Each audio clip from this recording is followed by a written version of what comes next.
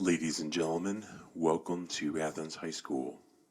The Athens Theater Company presents Arthur Miller's The Crucible. For this performance will be a 2-act play with 1 intermission. We respectfully ask at this time if you could please turn off all cell phones, paging devices. There is no photography of any kind during this performance. Ladies and gentlemen, the Athens Theater Company presents The Crucible.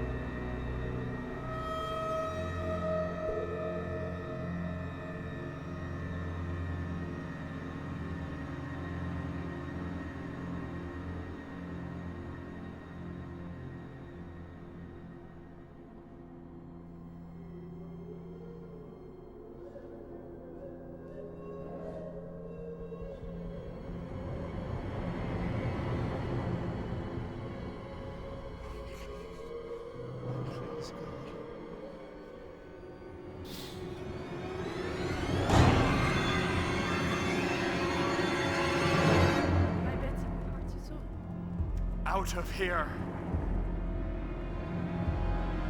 I bet you not going to die.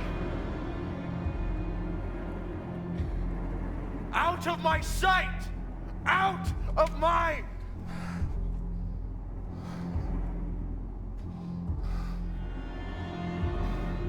My God.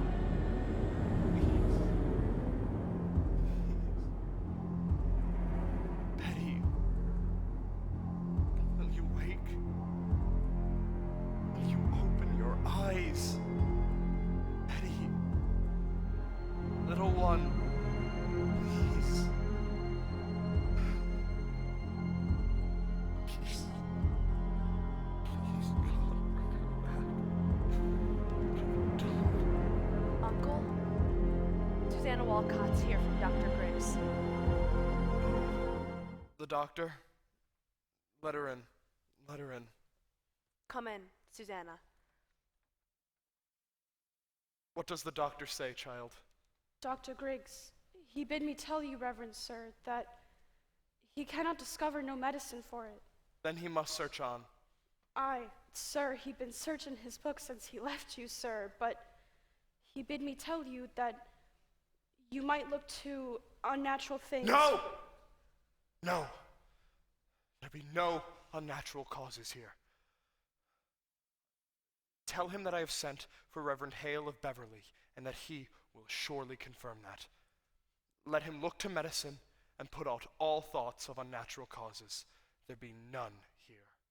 Aye, sir, he bid me tell you. Speak nothing of it in the village, Susanna. You go directly home and speak nothing of unnatural causes. Aye, sir, I pray for her. Uncle, the rumor of witchcraft is all about. I think you best go down there and deny it yourself. The parlor's packed with people, sir. I'll sit with her.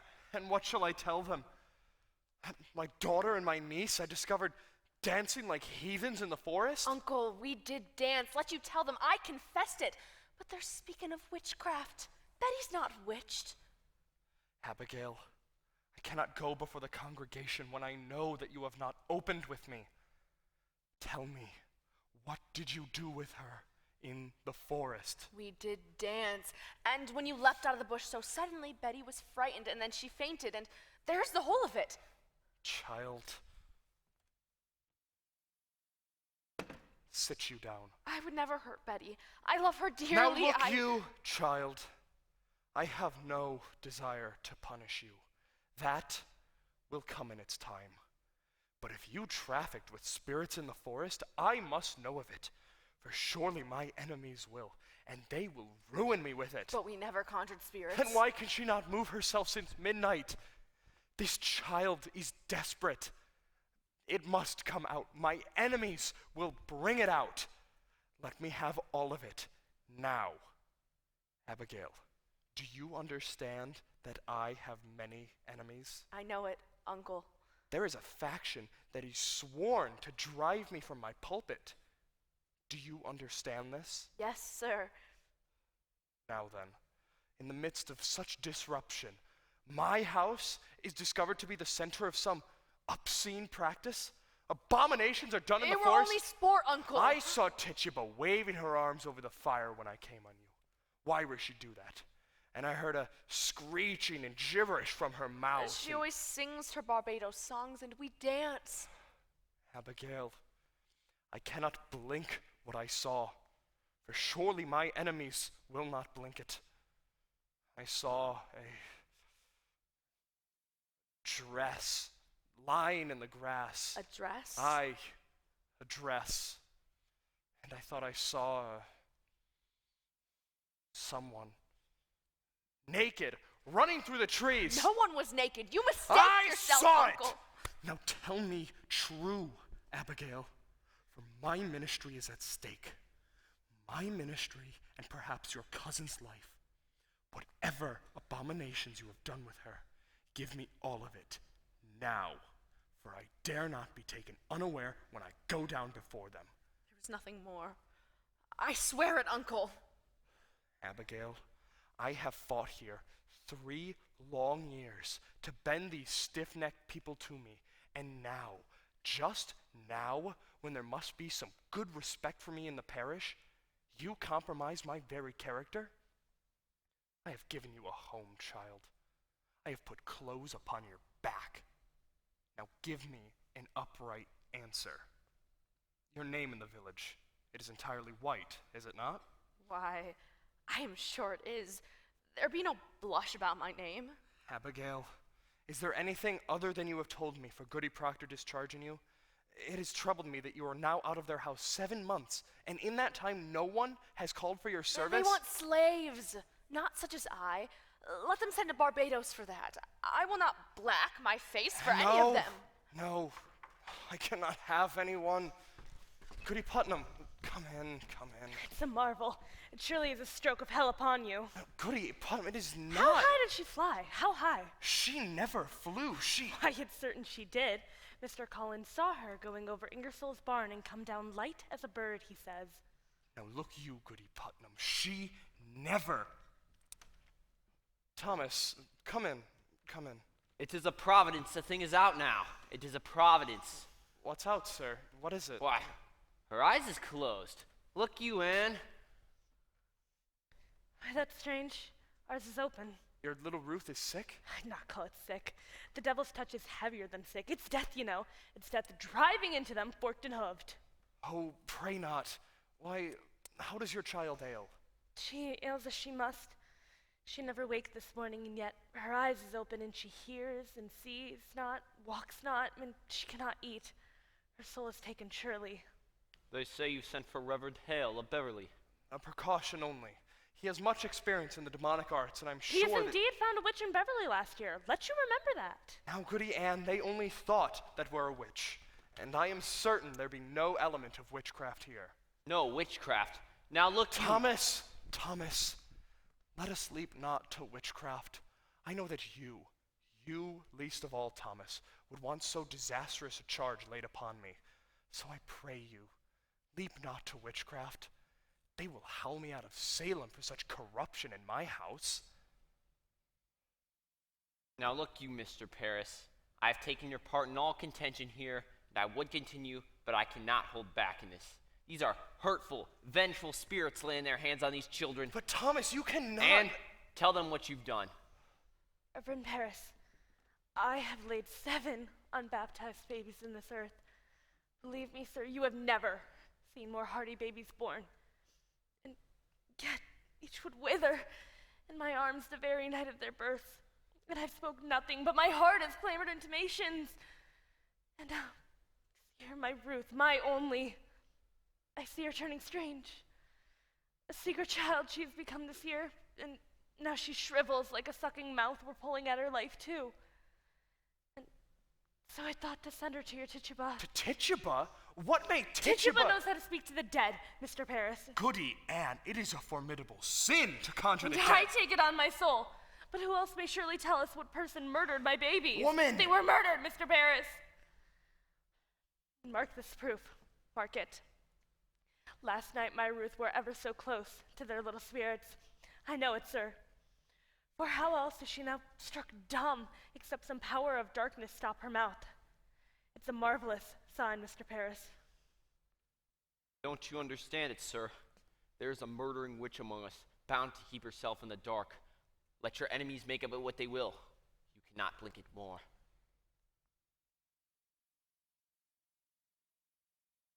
Then you were conjuring spirits last night. Not I, sir. Not I. Tituba and Ruth. Now I am undone. You are not undone. Let you take hold here. Wait for no one to charge you. Declare it yourself. You have discovered witchcraft. In my house? In my house, Thomas. They will topple me with this. They will make of it Your a... pardons? I only thought to see how Betty is.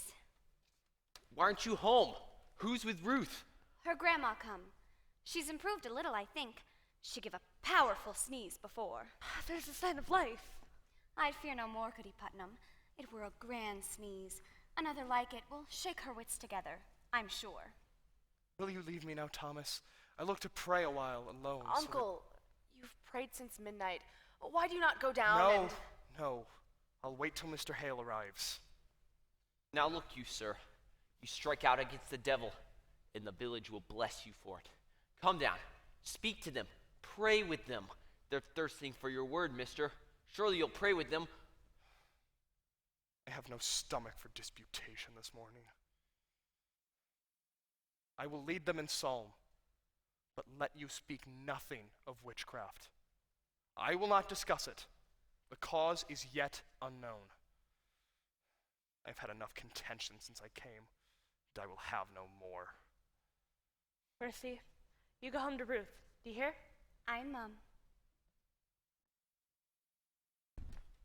If she starts for the window, you cry for me at once. Yes, Uncle. There is a terrible power in her arms today. How is Ruth sick? It's weirdish, I know not. She seems to walk like a dead one since last night. Betty? Betty, now stop this! Sit up now! Have you tried beating her? I gave Ruth a good one, and it waked her for a minute. Here, let me have her. No. He'll be coming up. Now look you. If they be questioning us, tell them we danced. I told him as much already.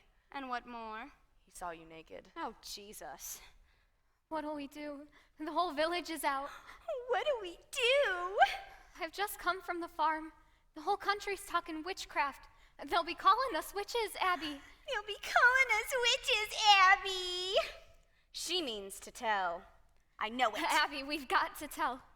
Witchery's a hanging error. A hanging like they done in Boston 2 years ago. We must tell the truth, Abby. You'll only be whipped for dancing and the other thing. Oh, will be whipped. I never done none of it, Abby. I only looked. Oh, you're a great one for looking, aren't you, Mary Warren? Betty? Betty now. It's Abigail. I'll beat you, Betty!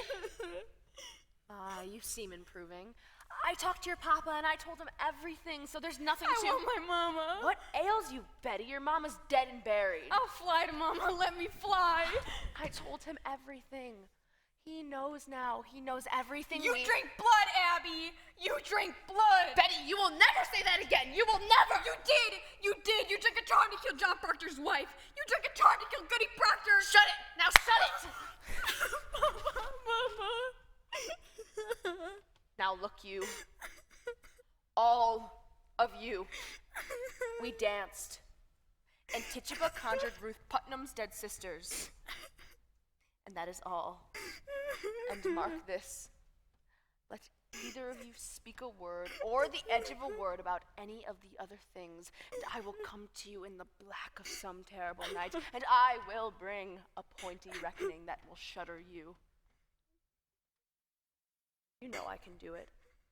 I saw Indians smash my dear parents' heads on the pillow next to mine, and I have seen some reddish work done at night. I can make you wish you had never seen the sun go down. Now you, sit up and stop this! What's got her? Abby, she's going to die. It's a sin to conjure. Shut it, Mary Warren. Oh, I'm just going You home. foolish, Mr. Mary Warren. You deaf? Forbid you leave the house, did I not? Why shall I pay you? I am looking for you more often than my cows. I only come to see the great doings in the world. I'll show you a great doing on your arse one of these days. Now get you home. My wife is waiting with your work. I'd best be off. I have my Ruth to watch. Good morning, Mr. Proctor. She's only gone silly somehow. She'll come out of it. So she flies, eh? Where are her wings? Oh, John. Sure you're not believing she flies. Rode past my house as a pilgrimage to Salem all morning. John's mumbling witchcraft. Oh, Posh. We were dancing in the woods last night, and my uncle leapt in on us. She took fright, is all. Dancing by moonlight. Clapped in the stocks before you're 20. Word, John. Soft word. No, Abby. I've not come for that. You come 5 miles to see a silly girl fly? I know you better. I come to see what mischief your uncle's brewing now. Put it out of mind, Abby. John, I'm waiting for you every Abby, night. you put it out of mind. I'll not be coming for you more. You're surely sporting with me. You know me better. I know how you clutched my back behind your house and sweated like a stallion whenever I come near. I saw your face when she put me out, and you loved me then, and you do now. Abby, that's a wild thing to say. A wild thing may say wild things. I have seen you since you put me out. I have seen you nights. I've hardly left my farm this 7 month. I have a sense for heat, John, and yours has drawn me to my window. Do you tell me you've never looked up at my window? Perhaps I have. I know you, John. I know you. I cannot sleep for dreaming. I cannot dream, but I wake and walk about the house as though I'd find you coming through some door. Child! How do you call me child? Abby, I may think of you softly from time to time, but I'll cut off my hand before I ever reach for you again. Wipe it out of mind. We never touched. Aye, but we did. Aye, but we did not. I marvel how such a strong man may let such a sickly We'll wife speak be. nothing of Elizabeth. She is blackening my name in the village. She is telling lies about me. She's a cold, sniveling woman, and you bend to her. Let her turn you. Do you look for a whipping? I look for John Proctor. That put knowledge in my heart. I never knew what pretense Salem was. I never knew the lying lessons I was taught by all these Christian women and their covenanted men. Now you bid me tear the light out of my eyes. I will not. I cannot. Love me, John Proctor, and whatever sin it is, you love me yet. John, pity me. Pity me. Betty? Betty, why are you crying? What Betty? is it, child? Betty! Betty! Betty, what What's happening? What did you do with her? Betty? Betty? She heard you singing and suddenly she's up and screaming. The psalm, she cannot bear to hear the Lord's name. No, God forbid. Mark it for a sign. Mark it. This is a notorious sign of witchcraft afoot. A prodigious sign. My mother told me that when they cannot bear to hear the Lord's name, they start screaming. Rebecca. Oh, Rebecca, come to us. We are lost. She cannot bear to hear the Lord's name. There is a terrible sickness here, Giles Corey. So please, to keep the quiet. Oh, I've not said a word. No one here can testify I've said a word. Is she gonna fly again? I hear she flies. Men, be quiet now. What have you done? Pray. Calm yourselves. I have 11 children, and I am 26 times a grandma. I have seen them all through their silly seasons. And when it comes on them, they will run the devil bow-legged, keeping up with their mischief. I think she will wake when she tires of it. A child's spirit is like a child. You cannot catch it by running after it. You must stand still. And for love, it will soon itself come back. Aye, that's the truth of it, Rebecca. This is no silly season. My Ruth is bewildered. Rebecca, she cannot eat. Perhaps she has not hungered yet. Mr. Paris, I hope you are not decided to go out in search of loose spirits. I've heard promise of that outside. There's a wide opinion running through the parish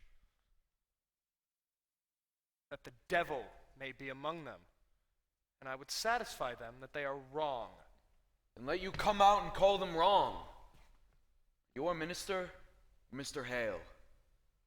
Did you consult the wardens of the church before you called this minister to look for devils? He is not coming to look for devils. Then what's he coming for? There be children dying in the village, mister. I seen undying. Pray, John.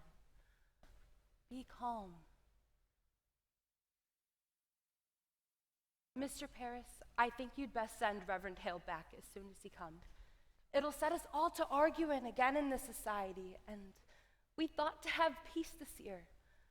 I think we ought rely on Dr. Griggs now and a good prayer. Rebecca, the doctor is baffled. If so he is, then let us go to God for the cause of it.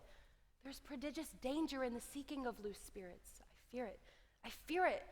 Let us rather blame ourselves. How can we blame ourselves? I'm one of 9 sons. The Putnam seed have peopled this province, and yet I have that one child left of 8, and now she shrivels. I cannot fathom that. You think it's God's work.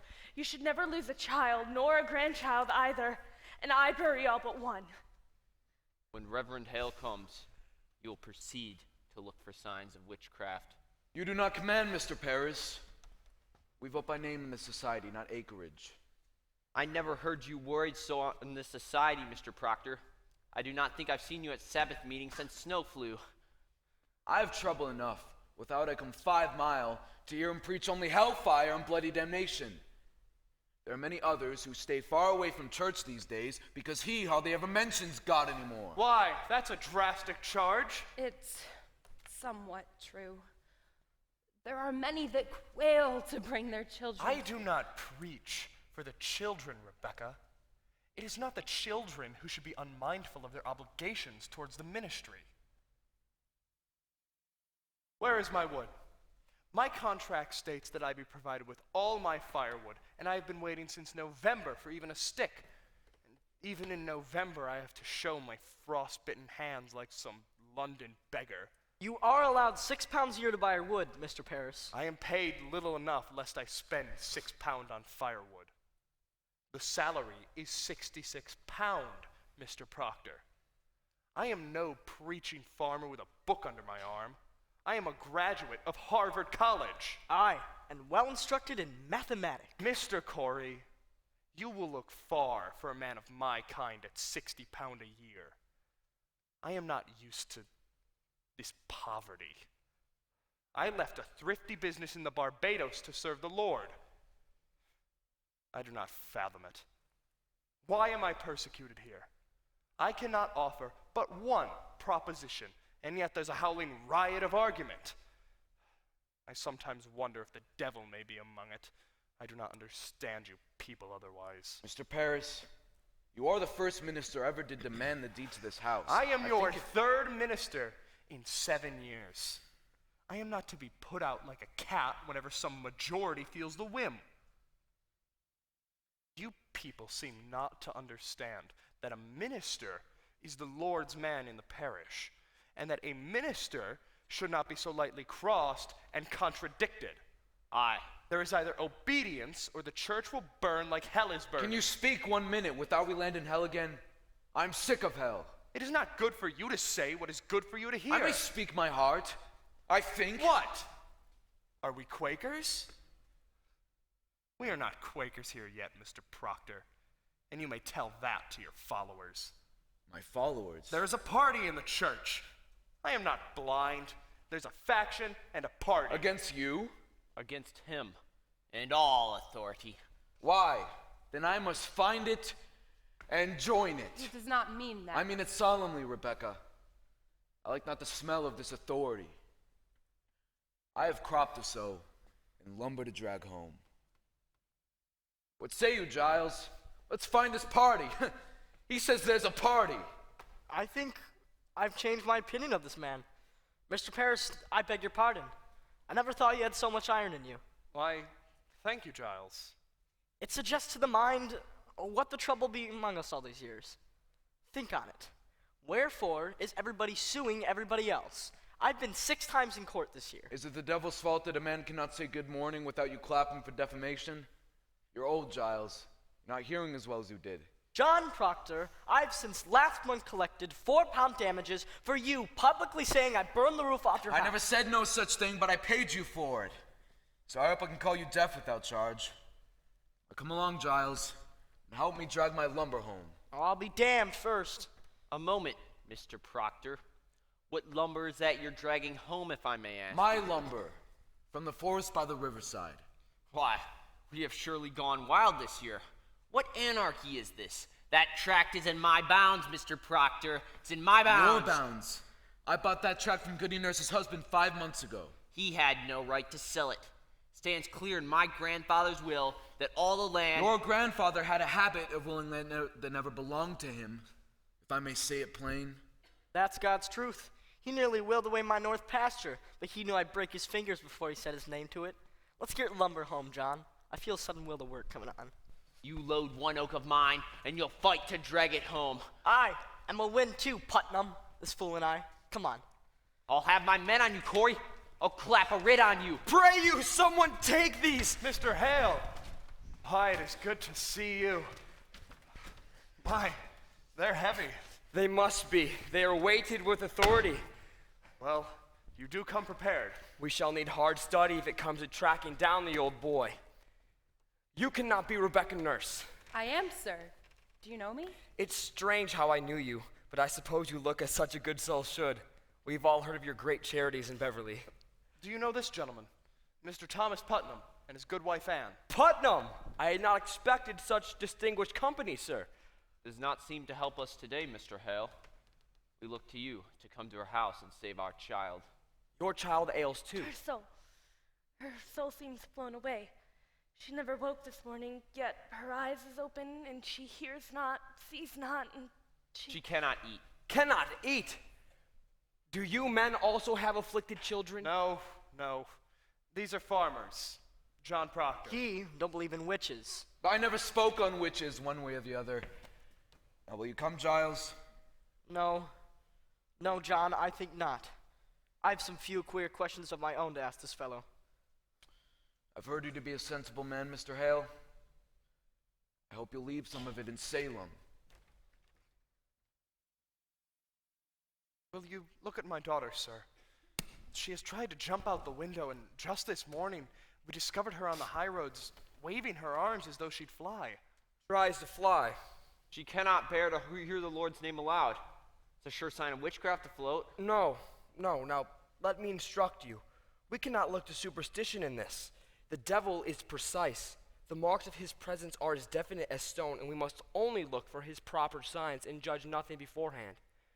And I must tell you all that I shall not proceed unless you are prepared to believe me if I should find no trace of hell in this. It is agreed, sir. It is agreed.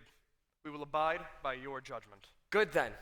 Now, sir, what were your first warning of this strangeness?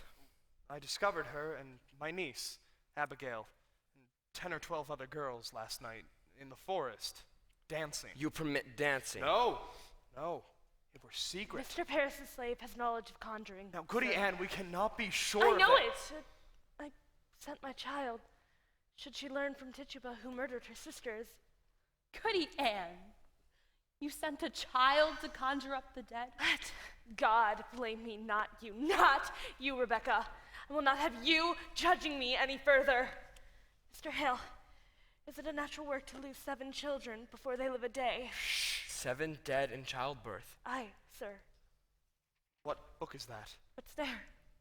Here is all the invisible world, caught, defined, and calculated. In these books, the devil stands stripped of all his brute disguises. Here are all your familiar spirits, your incubi, your succubi, your witches that go by land, by air, and by sea, your wizards of the night and of the day. Have no fear now, for we shall find him out if he has come among us, and I mean to crush him utterly if he has shown his face. Will it hurt the child, sir? I cannot tell. If she is truly in the devil's grip, we may have to rip and tear to set her free. I think I'll go then. I'm much too old for this. Why, Rebecca, we may open the boil of all our troubles today. Let us hope for that. I go to God for you, sir. I hope you do not mean that we go to Satan here. I wish I knew. I knew. Come now, Mr. Hale, let's get on with this. Sit you here. Oh, Mr. Hale, I've been meaning to ask a learned man. What signifies the reading of strange books? What books? I cannot tell. She hides them. Who does this? Martha, my wife. I've waked at night many times and found her in the corner, reading of a book. Now, what do you make of that? Why, that's not necessarily It discomfits me. Last night, mark this, I tried and tried, but I could not say my prayers. Then she closed her book and walked out of the room, and mark this, I could pray again. Ah, the stoppage of prayer. That is strange. I should like to speak further on that with you. Now, I'm not saying she's touched the devil. I just admire to know what books she reads and why she hides them. She'll not answer me, you see. Aye, we'll discuss it. Now mark me. If she is truly in the devil's grip, you will all witness some frightful wonders in this room. So please, to keep your wits about you. Mr. Putnam, stand close in case she flies. Now, Betty dear, will you sit up?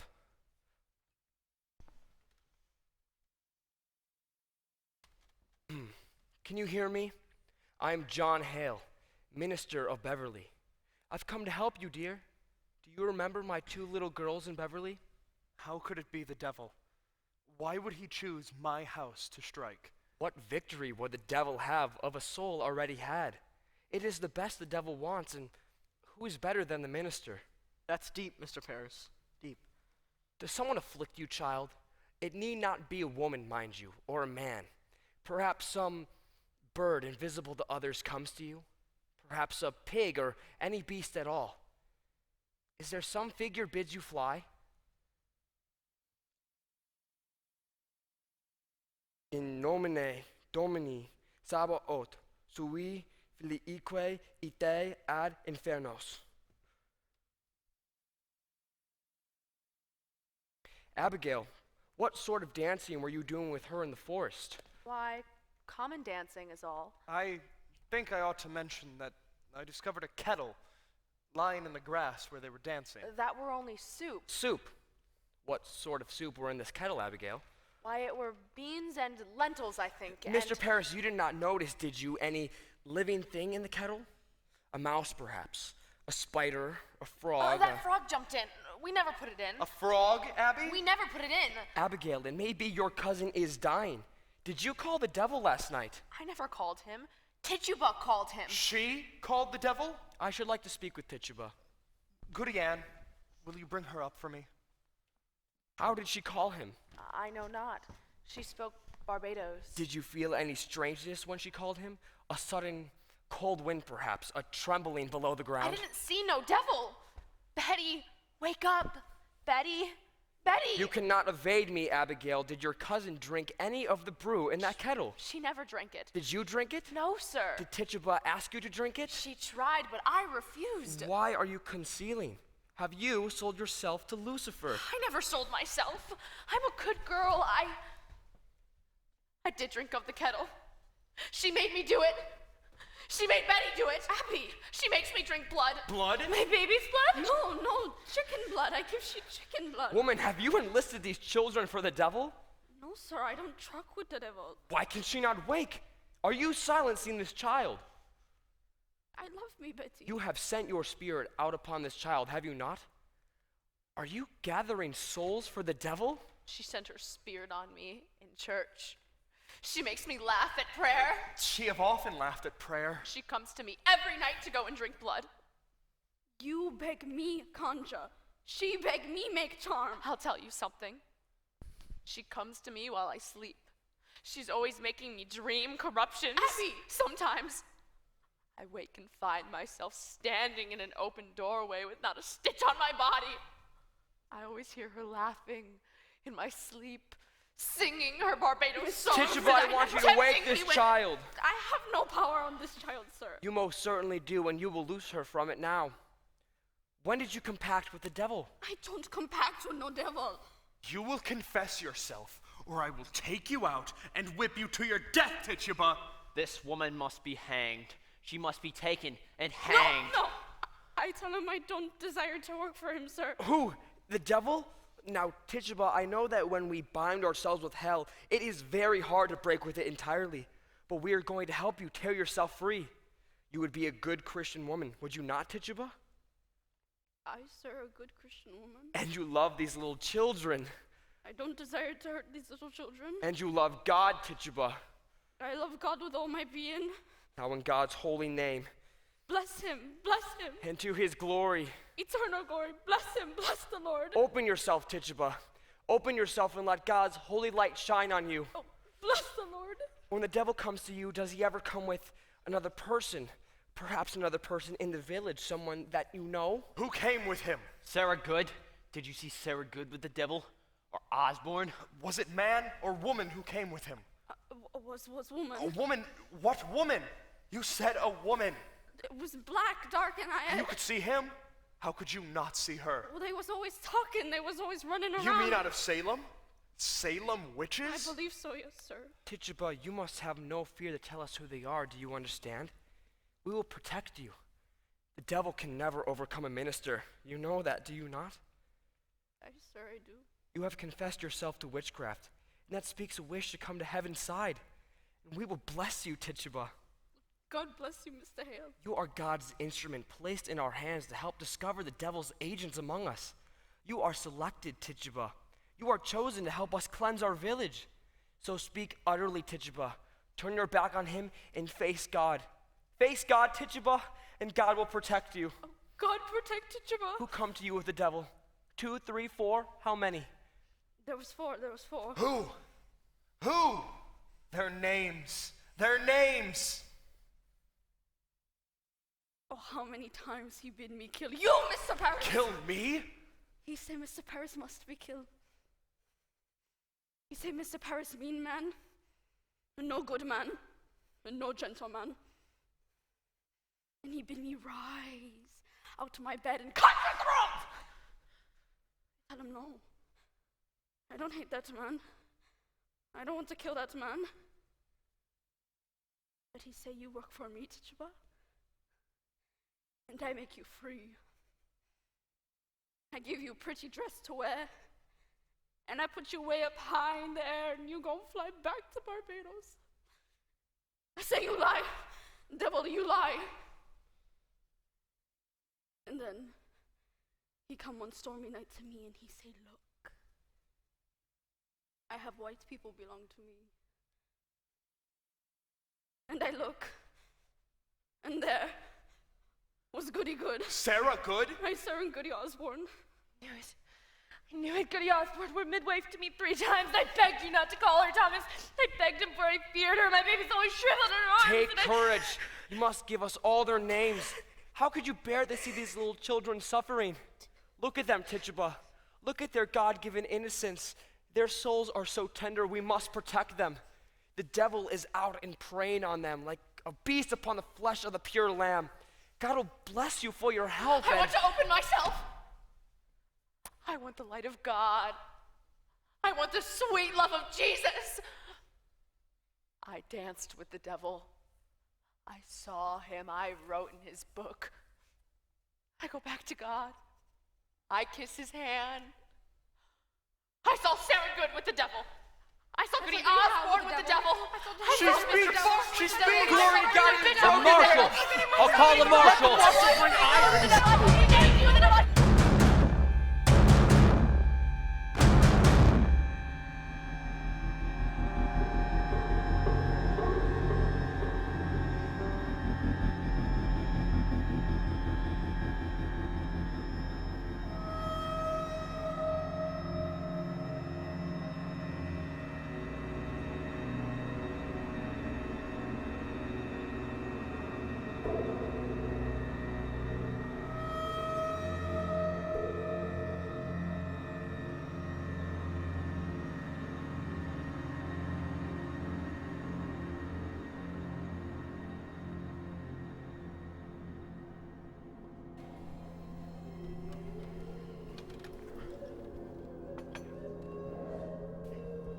What keeps you so late?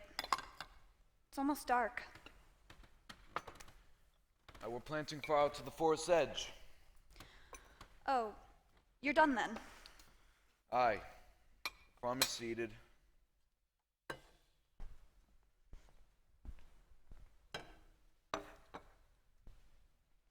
Boys asleep? They will be soon. Pray now for a fair summer. Aye.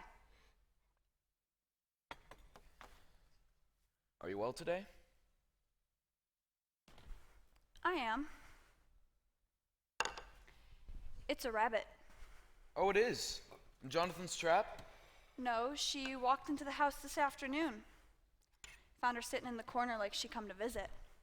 Well, that's a good sign walking in. Pray God. It hurt my heart to strip her. Poor rabbit. Oh, it is well seasoned. I took great care. She's tender. Aye. I think we'll see green fields soon. It's warm as blood beneath the clods. That's well. If the crop's good, I'll buy George Jacob's heifer. How would that please you? Aye, it would. I mean to please you, Elizabeth. I know it, John. Cider? Aye.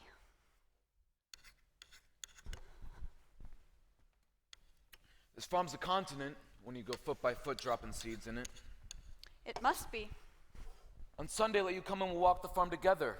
I never seen such a load of flowers on earth. Massachusetts is a beauty in the spring. Aye, it is.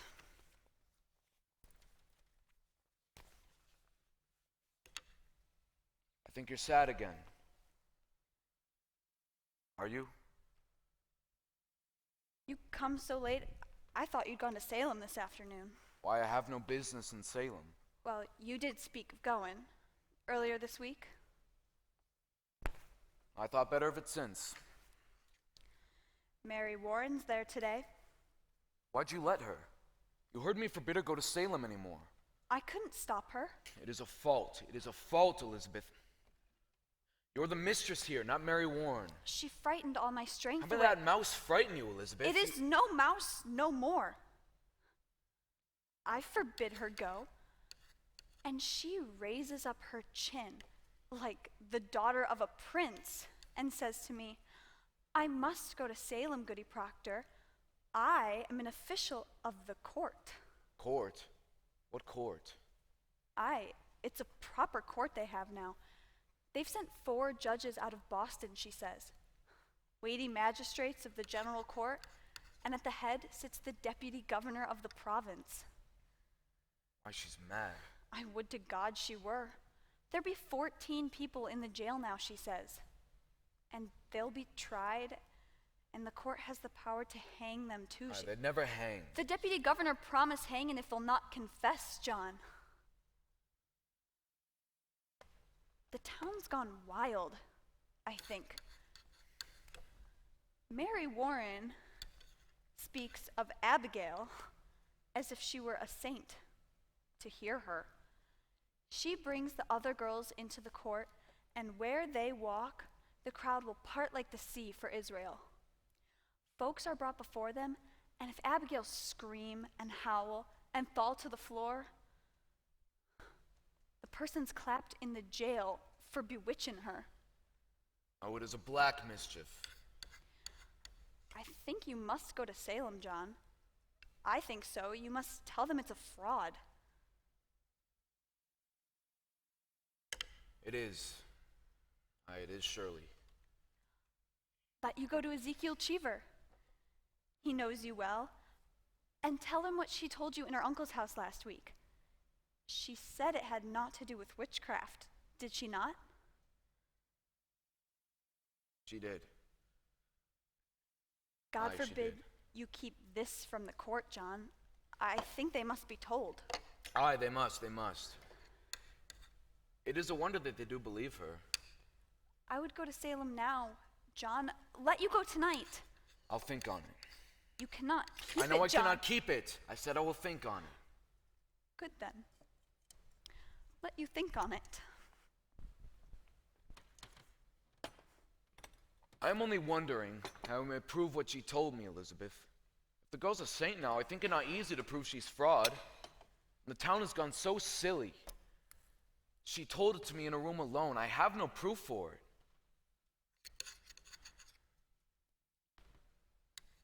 You were alone with her? For a moment alone, aye. Why then it is not as you told me. For a moment, I say. The others come in soon after. Do as you wish then.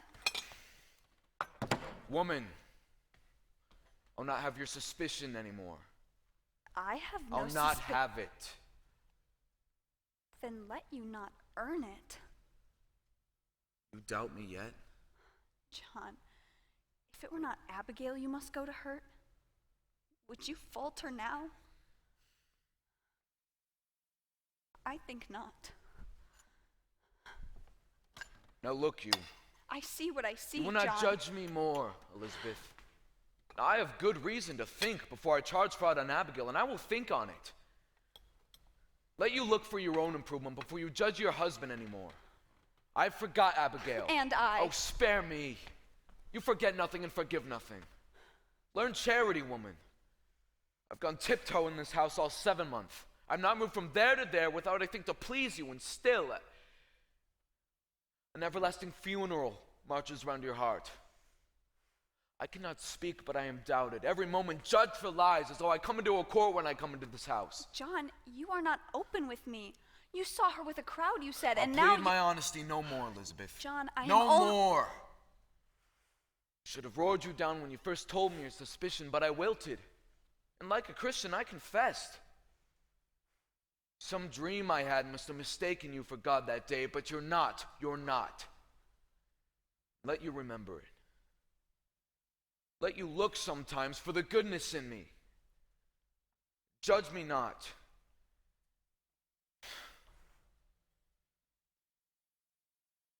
I do not judge you, John. It's the magistrate that sits in your heart that judges you. I never thought you but a good man, only somewhat bewildered. Oh, Elizabeth, your justice would freeze beer. How do you leave the house when I forbid it? Do you mock me? I'll whip you if you dare leave this house again. I am sick. I am sick. Mr. Proctor, pray hurt me not. My insides are all shuddery. I am in the proceedings all day, What sir. of these proceedings here? When will you proceed to keep this house as you are paid £9 a year to do? My wife not wholly well. I made a gift for you today, Goody Proctor. I had to sit long hours in a chair and pass the time with sewing. Why, thank you. It's a fair poppet. We must all love each other now, Goody Proctor. Aye, indeed we must. I'll get up early in the morning and clean the house. I must sleep now. Mary, is it true there be 14 women arrested? No, sir. There be 39 now. Why, she's weepin'. What ails you, child? Goody Osborne will hang. Hang? Hang, say. Aye. The deputy governor will permit it. He sentenced her. He must. But not Sarah Good. For Sarah Good confessed, you see. Confess to what? That sometimes she make a compact with Lucifer and sign her name in his black book with her blood and bound to torment Christians till God's thrown down and we all must worship hell forevermore. But surely you know what a jabber she is. Did you tell them that? Mr. Proctor, in open court, she near choked us all to death. How choked you? She sent her spirit out. Mary, surely She you know tried that- to kill me many times, Goody Proctor. Why, I never heard you mention that before. I never knew it before. I never knew anything before. When she come into the court, I say to myself, I must not accuse this woman, for she sleep in ditches, so very old and poor. But then she sit there, denying, and I feel a misty coldness climbing up my back, and I feel the skin on my skull begin to creep, and I feel a clamp around my neck, and I cannot breathe air, and then I hear a voice, a screaming voice, and it were my voice, and all at once I remembered everything she'd done to me. Why, what did she do to you? So many times, Mr. Proctor. She come to this very door, begging bread and a cup of cider, and mark this. When I turned her away empty, she mumbled. Mumbled? She may mumble hungry. But what does she mumble? You must remember Goody Proctor last month, on Monday, I think. Oh, she walked away and I thought my guts would burst for 2 days after. Do you remember it? Why, I do, I think, And but so I told that to Judge Hawthorne, and he asks her so. Goody good, says he. What curse do you mumble that this girl must fall sick after turning you away? And she replied to him, Why, Your Excellence, no curse at all. I only say my commandments. I hope I may say my commandments. And that's an upright answer. Aye. But then Judge Hawthorne, he asks her, Recite for us your commandments. And of all 10, she could not say a single one. She never knew no commandments, and they had her in a flat lie. And so condemned her? Why, they must when she condemned herself. Will not go to that court again, Mary Warren. I must tell you, sir. I will be gone every day for some time now. I am amazed you do not see what weighty work we do. What work you do? It's strange work for a Christian girl to hang old women. But Mr. Proctor, they will not hang them if they confess. Sarah Good will only sit in jail sometime, and here's a marvel for you. Think on this. Goody Good is pregnant. Pregnant? Are they mad? The woman's near to 60. They had Dr. Griggs examine her, and she's full to the brim. Smoking a pipe all these years and no husband either. But she's safe, thank God, for they'll not hurt the innocent child. But be that not a marvel? Oh, you must see it, sir, it's God's work we do. So I'll be gone every day for some time now. I am an official of the court, they say. I'll official you. I'll not stand whipping anymore. The devil is loose in Salem. Mr. Proctor, we must discover where he's hiding. I'll whip the devil out of you. I saved her life today.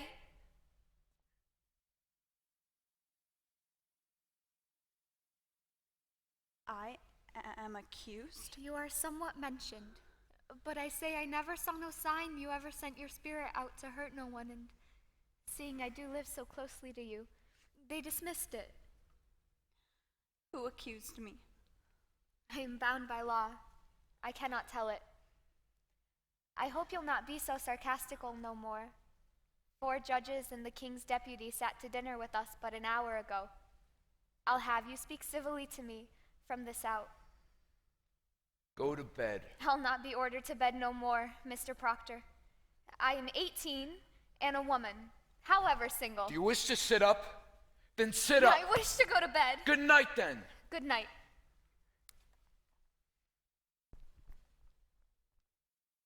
The noose. The noose is up. There'll be no news. She wants me dead. I knew all week it would come to They this. dismissed it. You heard her say And what that if tomorrow? She will cry me out until they take me. Sit you down. She wants me dead, John. And you know it. I say sit down.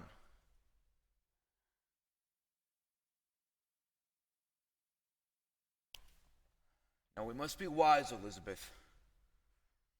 Indeed. Indeed. Fear nothing. I'll find Ezekiel Cheever. I'll tell him she said it were all sport. John, with so many in the jail, more than that is needed now, I think. Would you favor me with this? Go to Abigail. What have I to say to Abigail? John, grant me this. You have a faulty understanding of young girls. There's a promise made in any bed. What promise? Spoke or silent, a promise is surely made.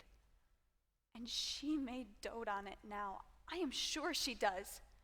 And thinks to kill me.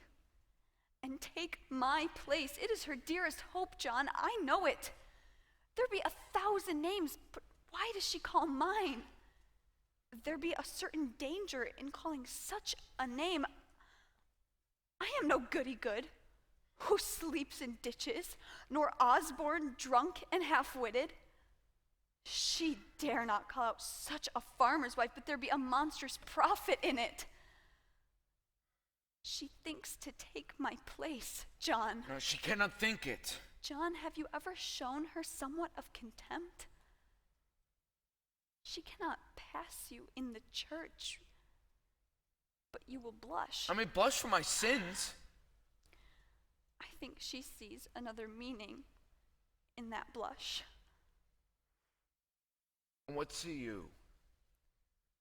What see you, Elizabeth? I think you be somewhat ashamed. For I am there and she's so close. When will you know me, woman? Were I stoned, I would have cracked for shame the 7 months. Then go and tell her she's a whore. Whatever promise she may sense, break it. John, break it. Good then. I'll go. How unwillingly. I will curse her hotter than the oldest cinder in hell. Fear not. But pray, begrudge me not my anger. Your anger? I only ask Woman, you. Am I so base? Do you truly think me base? I never called you base. Then how do you charge me with such a promise? The promise a stallion gives a mare, I give that girl. Then why do you anger with me when I bid you break it? Because it speaks deceit. and I am honest. But I'll plead my honesty no more. I see now your spirit twists around the single error of my life, and I will never tear it free. You'll tear it free when you come to know that I will be your only wife, or no wife at all. She has an arrow in you yet, John Proctor, and you know it well. Good evening. Good evening, Mr. Hale. Come in, come in. I hope I do not startle you. No, it's only we heard no horse. You are good wife Proctor. Aye, Elizabeth. I hope you're not off to bed yet. No, we're not used to visitors that dark. But you're welcome here. Will you sit you down, sir? I will. Let you sit, good wife Proctor. Will you drink cider, Mr. Hale? No, it rebels my stomach. I have some further traveling yet tonight. Sit you down, sir. I will not keep you long, but I do have some business with you. Business of the court? No, I come of my own, without the court's authority. Hear me. I know not if you are aware, but your wife's name is mentioned in the court. We know it, sir. Our Mary Warren told us. We are entirely amazed. I am a stranger here, as you know, and in my ignorance I find it hard to draw a clear opinion of them that come accused before the court. So this afternoon and now tonight I travel from house to house. I come now from Rebecca Nurse's. Rebecca's charged? Oh, God forbid such a one be charged. She is, however, mentioned somewhat. You will never believe, I hope, that Rebecca trafficked with the devil. Woman, it is possible. But surely you cannot think so. This is a strange time, mister.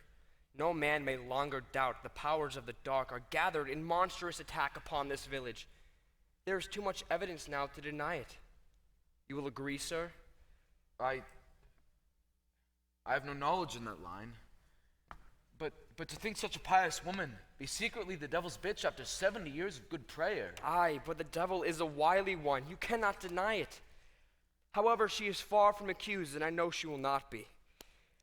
I thought, sir, to put some questions as to the Christian character of this house, if you'll permit me. Why, we have no fear of questions, sir. Good then. Now in the book of record that Mr. Parris keeps, I note that you are rarely in church on Sabbath day. No, sir, you are mistaken. Only 26 times in 17 months. I must call that rare. Will you tell me why you are so absent? I never knew I must account to that man, for I go to church or stay at home. My wife was sick this winter. So I am told. But you, mister, why could you not come alone? Well, I surely did, when I could. When I could not, I prayed in this house. Mr. Proctor, your house is not a church. Your theology must tell you that. It does, sir. It does. It tells me that a minister may pray to God without he have golden candlesticks upon the altar. What golden candlesticks? Since we built the church, there were pewter candlesticks upon the altar. Francis Nurse made them. You know, a sweeter hand never touched the metal. But then Paris came. For 20 a week, he preached nothing but golden candlesticks until he had them. I tell you, sir, I labor the earth from dawn of day to blink of night, and I tell you true. When I look to the heavens and see my money glaring at his elbow, it hurt my prayer, sir. It hurt my prayer. Sometimes I think the man dreams of cathedrals, not clapboard meeting houses. And yet, mister, a Christian on Sabbath day must be in the church. Tell me, you have 3 children? Aye, boys. How come it that only 2 are baptized? I like not that Mr. Parris should lay his hand upon my baby. I see no light of God in that man, I'll not conceal it. I must say, Mr. Proctor, that is not for you to decide. The man's ordained, therefore the light of God is in him. What's your suspicion, Mr. Hale? No, I have no suspicion. I nailed the roof upon the church. I hung the door. Oh, did you? That's a good sign then.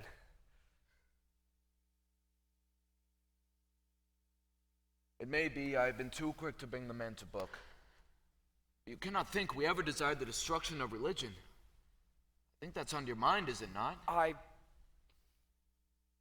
have... There is a softness in your record, sir. A softness. I think maybe we have been too hard on Mr. Paris. I think so, but sure, we never loved the devil here. Do you know your commandments, Elizabeth? I surely do. There be no mark of blame upon my life, Mr. Hale. I am a covenanted Christian woman. And you, mister? I'm sure I do. Let you repeat them if you will. The commandments. Aye.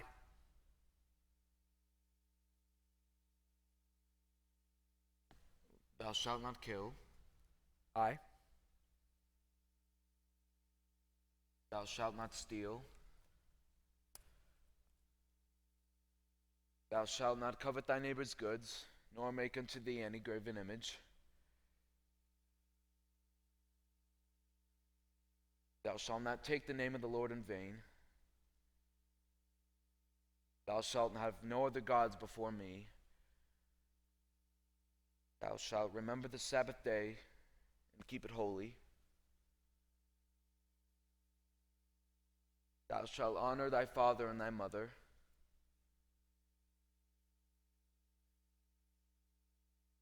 Thou shalt not bear false witness.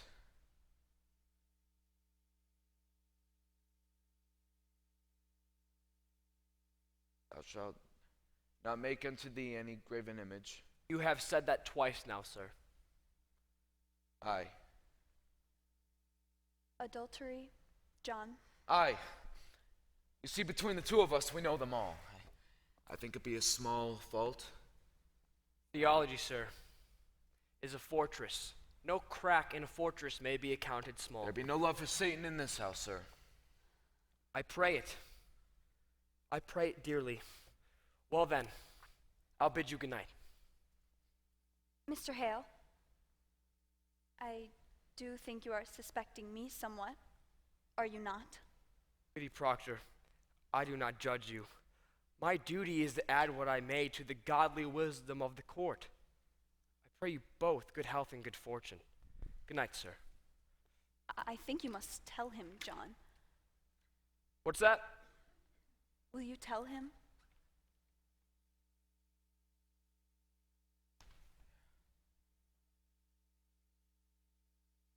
I have no witnesses and cannot prove it except my word be taken.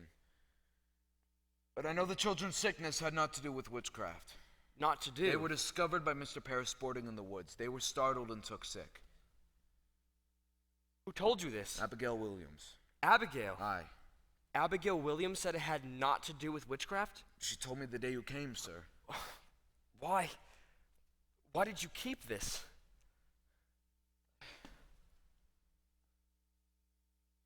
I never thought until tonight that the world had gone so daft with this nonsense. Nonsense?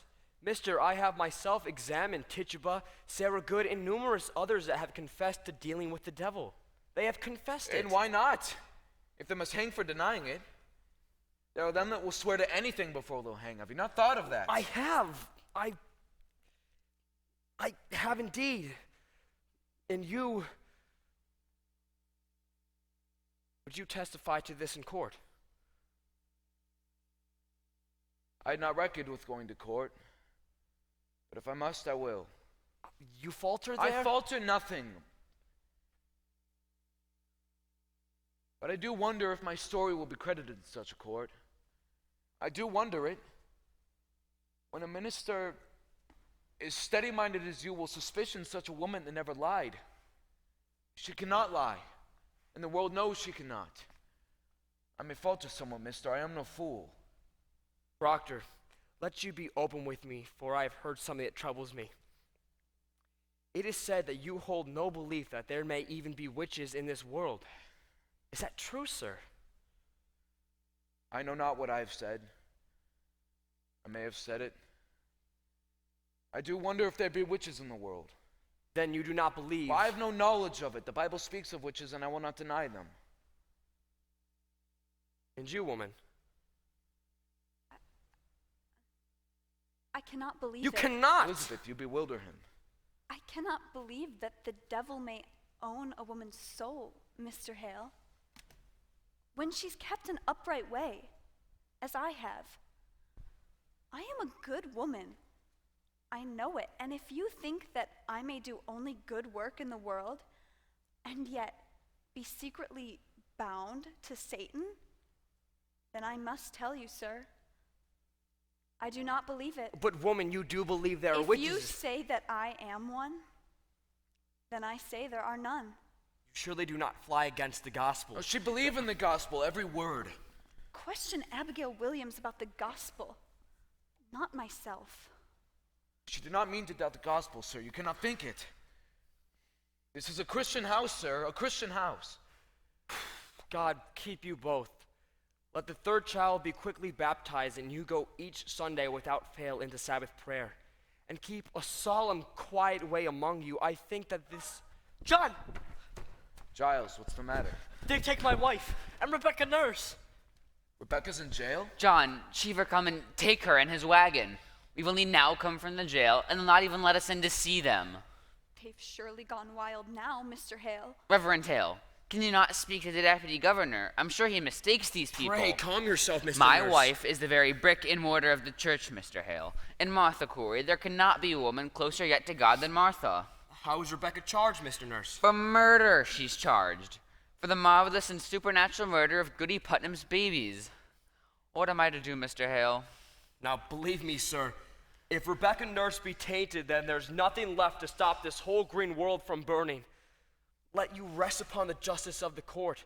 The court will send her home. You I know cannot this. mean she'll be tried in How may court. such a woman murder children? Man, remember, until an hour before the devil fell, God thought him beautiful in heaven. I never said my wife were a witch. I only said she were reading books. Mr. Corey, exactly what complaint were made on your wife? That bloody mongrel Walcott charger. You see, he bought a pig of my wife 4 or 5 years ago, and the pig died soon after. So we come dancing in for his money back, and my Martha, she says to him, Walcott, if you haven't got the wit to feed a pig properly, you'll not live to own many. And so then he goes to court and claims that from that day to this, he cannot keep a pig alive for more than 4 weeks because my Martha bewitched them with her books. Good evening. Good evening to you, John Proctor. Why, good evening, Mr. Cheever. Good evening, all. Good evening, Mr. Hale. I hope you not come on business of the court. I do, Proctor. I am clerk of the court, you know. It's a pity, Ezekiel, that an honest tailor might have gone in heaven, must burn in hell. You'll burn for this. Do you know it? You know yourself I must do as I'm told. You surely know that, Giles. And I'd as lief you not be sending me to hell. I like not the sound of it, I tell you. I like not the sound of it. Now believe me, Proctor, how heavy be the law, all its tonnage I do carry on my back tonight, I have a warrant for your wife. What say you? A warrant for my wife? You said she were not charged. I know nothing of it. When were she charged? I'm given 16 warrant tonight, sir, and she is one. Who charged her? Why, Abigail Williams charged Abigail her. Williams, on what proof? What Mr. proof? Proctor, I have little time. The court bid me search your house, but I like not to search a house. Now will you hand me any poppets your wife may keep here? Poppets? I never kept no poppets. Not since I were a girl. I spy a poppet, Goody Proctor. Oh, why, this is Mary's. Would you please to give it to me? Has the court discovered a text in poppets now? Do you keep any others in this house? No, nor this one till tonight. What signifies a poppet? Why a poppet? A poppet may signify. Now, woman, would you please to come with me? No, she will not. Fetch Mary here. No, I'm forbid to leave her from my sight. You will leave her out of sight and out of mind. Fetch Mary, Elizabeth. What signifies a poppet, Mr. Cheever? Why, they say a poppet may signify that she... Why, this. What's there? It is a needle. Willard. It is a needle. And what signifies a needle? Why, this go hard with her, Proctor. This... I had my doubts, Proctor. I had my doubts. But here's calamity. You see, sir, it is a needle. Why? What meaning has it? The girl. The Williams girl. Abigail Williams, sir. She sat to dinner in Reverend Paris's house tonight, and without word nor warning, she falls to the floor. Like a struck beast, he says, and screamed a scream a bull would weep to hear. And he goes to save her, and stuck 2 inches in the flesh of her belly, he draw a needle out, and demanding of how she come to be so stabbed, she testified where your wife's familiar spirit pushed it in. Why has she done it herself? I hope you're not taking this for proof, Mr. 'Tis Hale. hard proof. I find here a poppet Goody Proctor keeps. I have found it, sir, and stuck in the belly of a poppet a needle. I tell you true, Proctor, I never warranted to see such proof of hell. For I bid you obstruct me not, for I must have her arrested. Mary, how did this poppet come into my house? What poppet's that, sir? This poppet. Why, I think it is mine, sir. It is your poppet. Is it not? It is, sir. And how did it come into this house?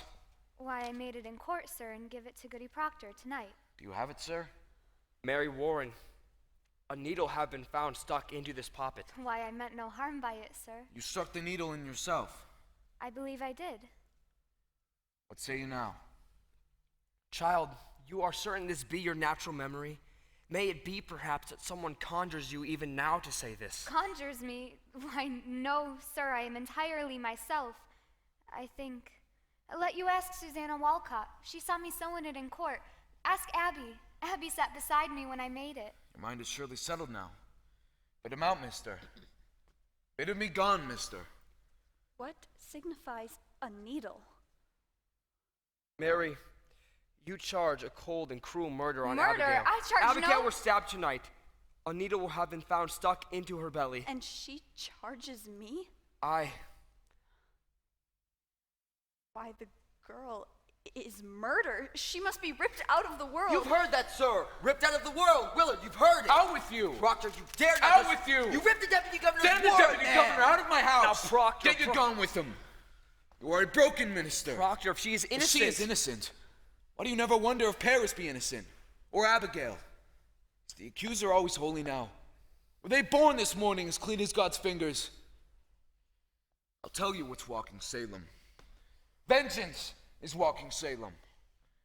We are what we always were in Salem, but now the little crazy children are jangling the keys to the kingdom, and common vengeance writes law.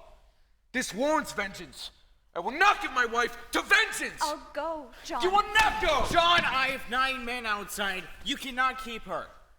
The law binds me, John. I cannot budge. You will see her be taken. Proctor, the court is Pontius Pilate! God will not let you wash your hands of this. John, I think I must go with them. Mary, there's bread enough for the morning. You will bake in the afternoon. Help Mr. Proctor as if you were his daughter. You owe me that, and much more. When the children wake, speak nothing of witchcraft. It will only frighten them. I will bring you home. I will bring you soon. John, bring me soon. I will fall like an ocean onto that court. Fear nothing. I will fear nothing.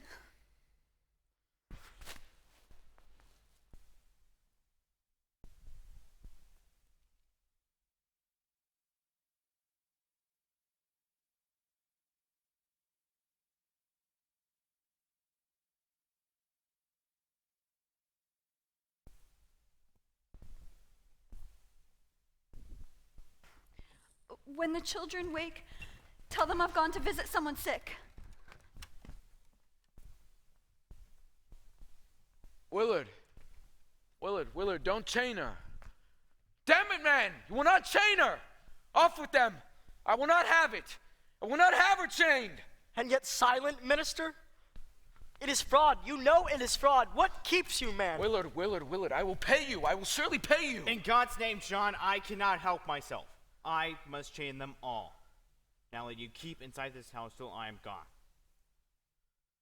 Man, are you blind?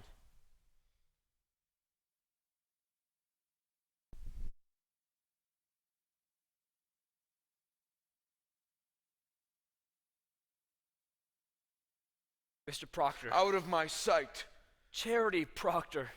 Charity, what I have heard in her favor, I will have no fear to testify to that in court. God help me, I cannot judge her guilty nor innocent. I know not, only this consider. The world goes mad, and it profit nothing that you lay the cause of this to the vengeance of a little girl. You are a coward! Though you be ordained in God's own tears, you are a coward now. Proctor, I cannot think God be provoked so grandly by such a petty cause. The jails are packed. Our greatest judge is in Salem now. And hanging's promised. Man, we must look to cause proportionate. Were there some murder done perhaps and never brought to light? Abomination? Some secret blasphemy that stinks to heaven? Think on cause, man, and help me to discover it. For there is your way.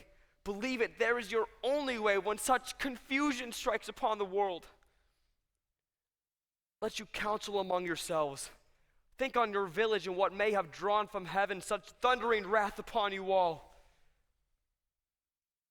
I shall pray God open up our eyes. Never heard no murder done in Salem. Leave me, Francis. Leave me.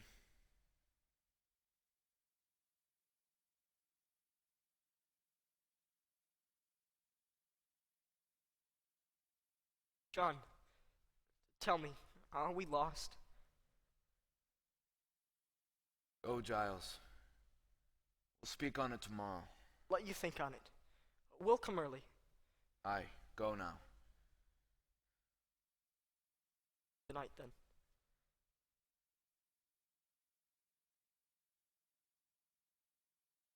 Mr. Proctor, very likely they'll let her come home once they're given proper evidence. You're coming to court with me, Mary. Tell it in the court. I cannot charge murder on Abigail. You will tell the court how the puppet came here and who stuck the needle in. She'll kill me for saying it. Abby'll charge lechery on you, Mr. Proctor. She told you? I have known it, sir. She'll ruin you with it. I know she will.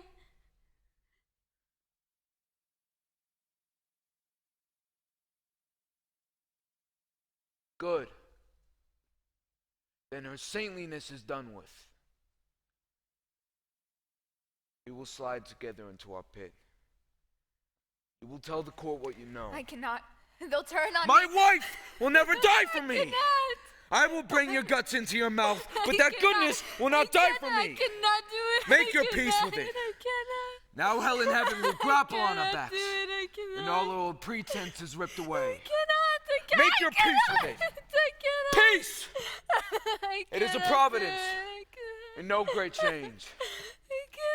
We are what we always were in Salem, but naked now. Aye, naked. And now the wind. God's icy wind will blow.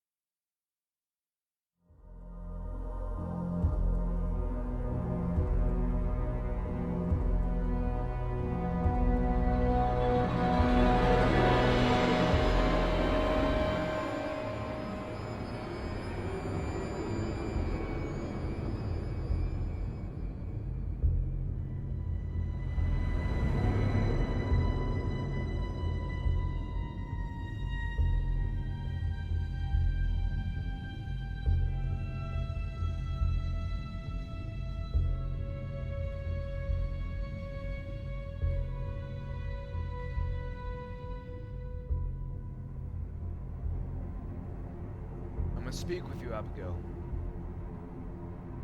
Will you sit? How do you come? Friendly. I don't like the woods at night. Pray you stand closer. I knew it was you when I heard the pebbles on the window. Before I opened up my eyes, I knew. I thought you'd come a good time sooner. I thought to come many times. Why didn't you? I am so alone in the world now. Are you? I hear that people ride 100 miles to see your face these days. My face.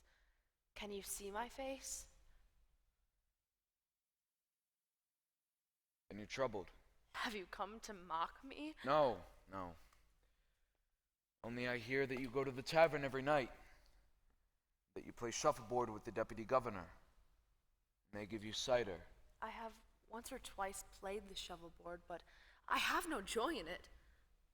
This is a surprise, Abby. I thought to find you gayer than this. I'm told a troop of boys go step for step with you wherever you walk these days. They do, but I have only lewd looks from the boys. And you like that not? I cannot bear lewd looks no more, John. My spirit's changed entirely. I ought to be given godly looks when I suffer for them as I do. Oh, how do you suffer, Abby? Why, look at my leg. I'm holes all over from their damned needles and pins. The jab your wife gave me's not healed yet, you know. Oh, it isn't. I think sometimes she comes to me and pricks it open again while I sleep. And George Jacobs, he comes to me again and again and raps me with his stick the same spot every night all this week. Look at the lump I have. Abby, George Jacobs has been in jail all this month. And thank God he is. And bless the day he hangs and lets me sleep in peace again. Oh, John, the world's so full of hypocrites. They pray in jail. I'm told they all pray in jail. They may not pray. And torture me in my bed while sacred words are coming from their mouths. Oh, it will need God himself to cleanse this town properly. Abby, you mean to call out still others? If I live, if I am not murdered, I surely will, until the last hypocrite is dead. And there is no one good. There is one. You are good. Am I? How am I good? Why, you taught me goodness, therefore you are good. You were a fire you walked me through, and all my ignorance was burned away. You were a fire, John. We lay in fire. And from that night, no woman dare call me wicked anymore, but I knew my answer. I used to weep for my sins when the wind lifted up my skirts and blushed for shame because some old Rebecca called me loose. You burned my ignorance away. As bare as some December tree, I saw them all walking like saints to church, running to feed the sick and hypocrites in their hearts. God gave me the strength to call them liars. And God made men listen to me. And by God, I will scrub the world clean. Oh, for the love of him. John, I will make you such a wife when the world is white again. You'll be amazed to see me every day. A light of heaven in your house. Why are you cold? My wife goes to trial in the morning, Abigail. Your wife? Surely you knew of it? I do remember it now. How is she well? As well as she may be. 36 days in that place? You said you came friendly. She will not be condemned, Abby. You brought me from my bed to speak of her? I come to tell you, Abby, what I will do tomorrow in the court. I will not take you by surprise. but give you all good time to think on what you will do to save yourself. Save If myself? you do not free my wife tomorrow, I am set and bound to ruin you. How? Ruin me? I have rocket-proofing documents that you knew that Papa were none my wife's, and that you yourself bade Mary Warren stab a needle into it. I bade Mary Warren. You know what you do. You are not so mad. Oh, hypocrites! Have you won him too? John, why do you let them send you? I warn you, Abby.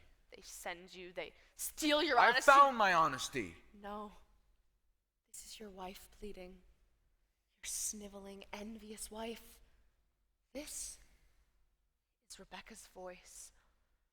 Martha Corey's voice. You were no hypocrite. I will prove you for the fraud you are. If they ask why Abigail would ever do so murderous a deed, what will you tell them? I will tell them why.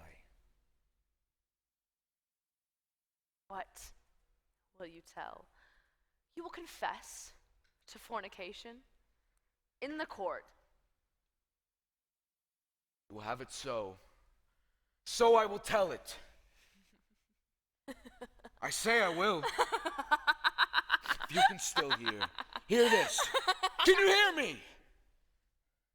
You will tell the court you are blind to spirits. You cannot see them anymore. And you will never cry witchery again. All right? Or I will make you famous for the whore you are.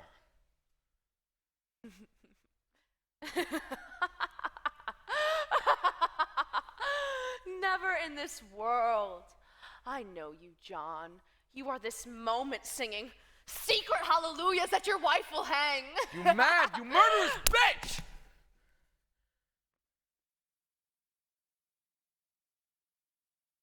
Oh, how hard it is when pretense falls.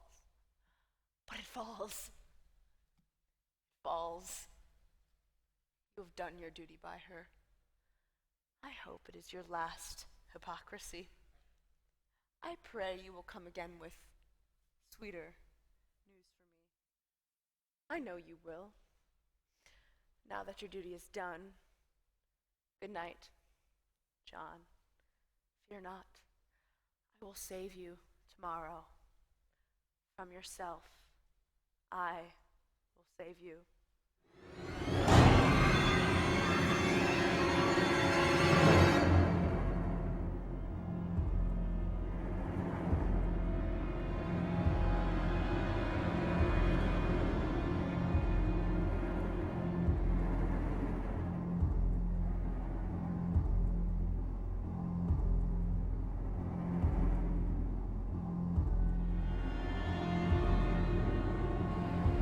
Now, Martha Corey, there is abundant evidence in our hands to show that you have given yourself to the reading of fortunes.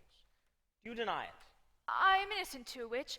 I know not what a witch is. How do you know then that you are not a witch? If I were, I would know it. Why do you hurt these children? I do not hurt them. I scorn it.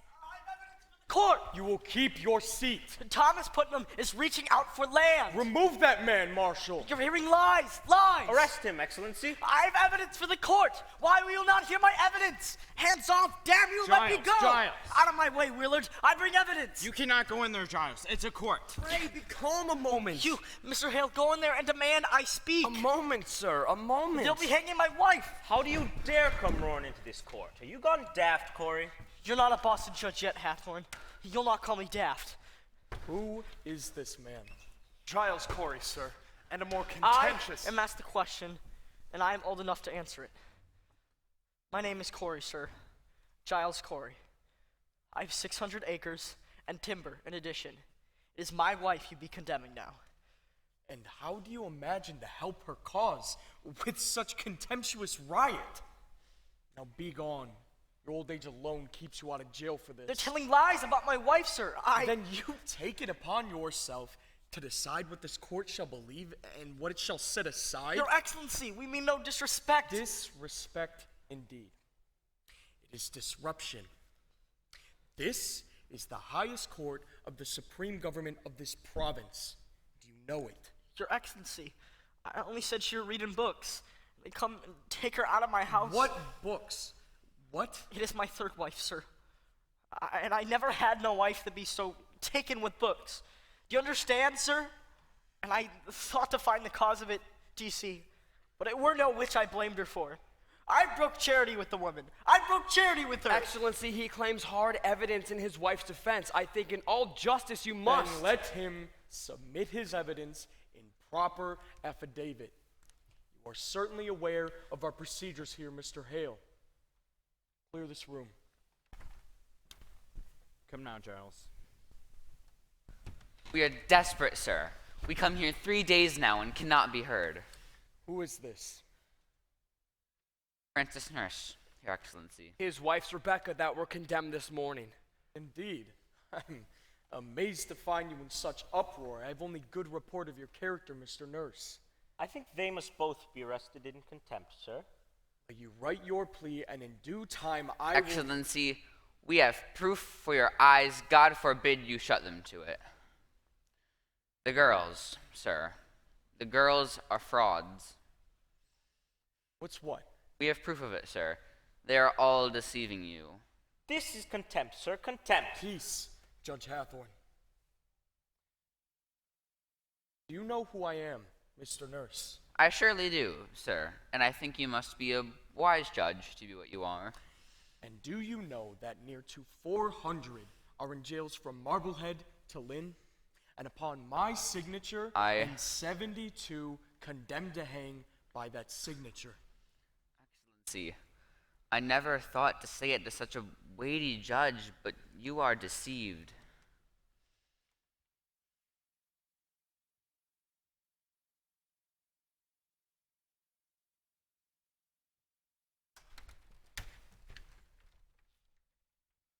Mary Warren! What are you about here? She would speak with the deputy governor. Did you not tell me Mary Warren were sick in bed? She were, Your Honor. When I go to fetch her to the court last week, she said she were sick. She's been striving with her soul all week, Your Honor. She comes now to bring you the truth. And who is this? John Proctor, sir. Elizabeth Proctor is my wife. Beware this man, Your Excellency. This man is mischief. I think you must hear the girl, sir. She's... Peace. What would you tell us, Mary Warren? She never saw no spirits, sir. Never saw no spirits? Never. She assigned a deposition, sir. No. I accept no depositions. Tell me, Mr. Proctor, have you given out this story in the village? I have not. They've come to overthrow the court, Your Honor. He is... I pray you, Mr. Paris. Do you know, Mr. Proctor, that the entire contention of the state in these trials is that the voice of heaven is speaking through the children? I know that, sir. And you, Mary Warren, how came you to cry out people for sending their spirits against you? It were pretense, sir. I cannot hear you. It were pretense, she says. Ah, and the other girls, Susanna Walcott and the others, they're also pretending? Aye, sir. Indeed. Now, Mr. Proctor, before I decide whether or not I shall hear you, it is my duty to tell you this. We burn a hot fire here, one that melts down all concealment. Are you certain in your conscience that your evidence is the truth? It is. You will surely know it. I take it you came to declare this revelation to an open court before the public. I thought I would. Aye. With your permission. Now, sir, what is your purpose in doing so? Why, I would free my wife, sir. And there lurks nowhere in your heart nor hidden in your spirit any desire to undermine this court. Why, no, sir. I tell you straight, mister, I have seen marvels in this court. I've seen people choked before my eyes by spirits. I've seen them stuck by pins and slashed by daggers. I have until this moment not the slightest reason to believe the children may be deceiving me. Do you understand my meaning? Excellency, Does it not strike upon you that so many of these women have lived so long with such upright reputations? Do you read the gospel, Mr. Proctor? I read the gospel. I think not. For surely you should know that Cain were an upright man, and yet he did kill Abel. God tells us that.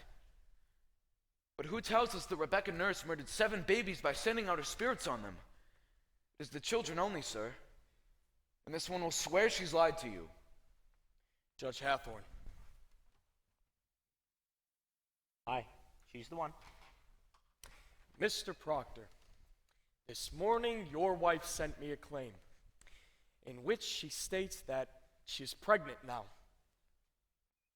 My wife pregnant? There be no sign of it. We examined her body. But if she says she is pregnant, then she must be. That woman will never lie, Mr. Danforth. She will not. Never, sir, never. Mr. Proctor, if I should tell you now that I will have your wife kept yet another month, and she begin to show her natural signs, you will have her living yet another year until she is delivered. What say you to that? Come now. You say your only purpose is to save your wife. Good then. She is saved at least this year. And a year is long. What say you? Good then. It is done now. Will you drop this charge? I think I cannot, sir. Then your purpose is somewhat larger. He's come to overthrow the court, Your Honor. Well, these are my friends, sir. And the wives are I also... judge you not, sir. Sit you down. I'm ready to hear your evidence. I come not to hurt the court. I am only here Marshal, go into the court and bid Judge Stoughton and Judge Sewell declare recess for 1 hour. Let them go to the tavern if they will. All witnesses and prisoners are to be kept in the building. If you'll forgive me, sir, I've known him all my life. It is a good man, sir. Sure of it, Marshal. Now, what deposition do you have for us, Mr. Proctor? And I beg you be clear, open as the sky, and honest. I'm no lawyer, sir. So... The pure of heart need no lawyers. Proceed as you will. Aye. Would you read this first, sir? It's a sort of testament. People signing it declare the good opinion of Rebecca Nurse and my wife, and Martha Corey. Their good opinions? These are all coveted people, sir. Landholding farmers, members of the church. If you'll notice, they declare they've known the women many years and never saw no signs they had dealings with the devil. How many names are here? 91, Your Excellency. These people should be summoned for questioning. Mr. Danforth, I give them all my word no harm would come to them for signing this. This is a clear attack upon the court. Is every defense an attack upon the court? Can no one just... innocent and Christian people are happy for the courts in Salem. These people are gloomy for it. And I think you would want to know from each and every one of them what discontents them with you. I think they ought to be examined, sir. It's not necessarily an attack, I think, yet... These are all covenanted Christians, sir. I'm sure they must have nothing to fear. Mr. Cheever, have warrants drawn for all of these. Arrest for examination. Now, mister, what other information do you have for us? You may sit, Mr. Nurse. I have brought trouble on these people, I have. No, old man. You have not hurt these people if they were of good conscience. But you must understand, sir, that a person is either with this court or he must be counted against it. There be no road in between. This is a sharp time now, a precise time. We live no longer in the dusky afternoon when evil mixed itself with good and befuddled the world. Now, by God's grace, the shining sun is up, and them that fear not light will surely praise it. I hope you will be one of those. She's not hardy, I see. No, she's not, sir. Mary, remember the angel Raphael. What did he say to the boy Tobias? Do that which is good, and no harm shall come to thee. Come, man, we wait you. John, my deposition, give him mine.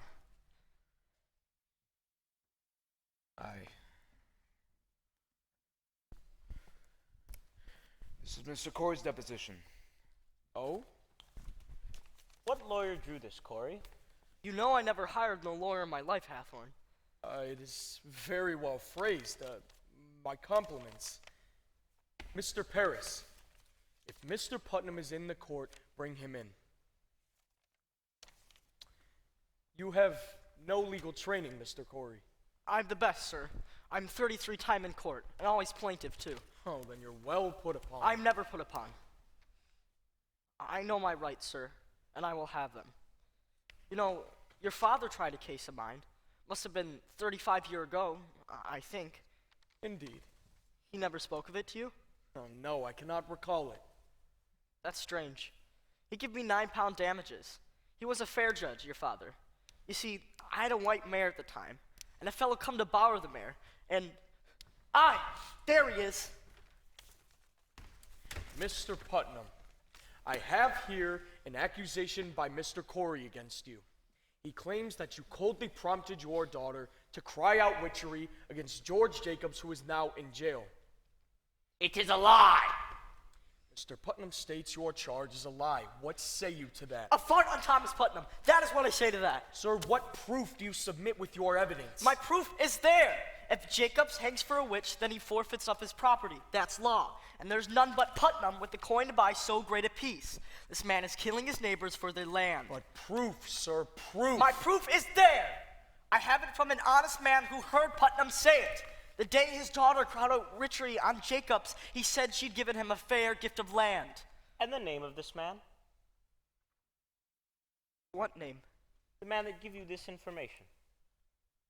Why, I cannot give you his name. And why not? You know well why not. He'll lay in jail if I give his name.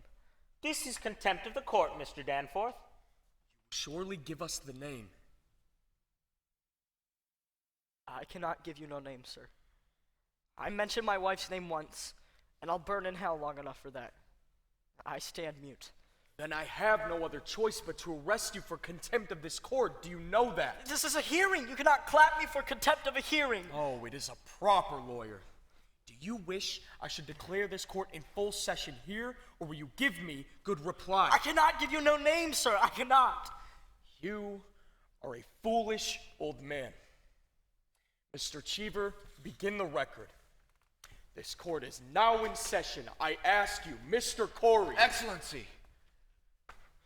He has the story and confidence, The sir. devil Lives on such confidences. Without such confidences, Your Honor, there can be no conspiracy. I think it must be broken, sir. Old man, if your informant tells the truth, let him come here openly like a decent man. If he hides in anonymity, I must know why. Now, sir, the government and Central Church demand of you the name of him who reported Mr. Thomas Putnam a common murderer. Excellency, Mr. Hale. we cannot blink it more. There is prodigious fear of the court in the country. And there is a prodigious guilt in the country. Are you afraid to be questioned here?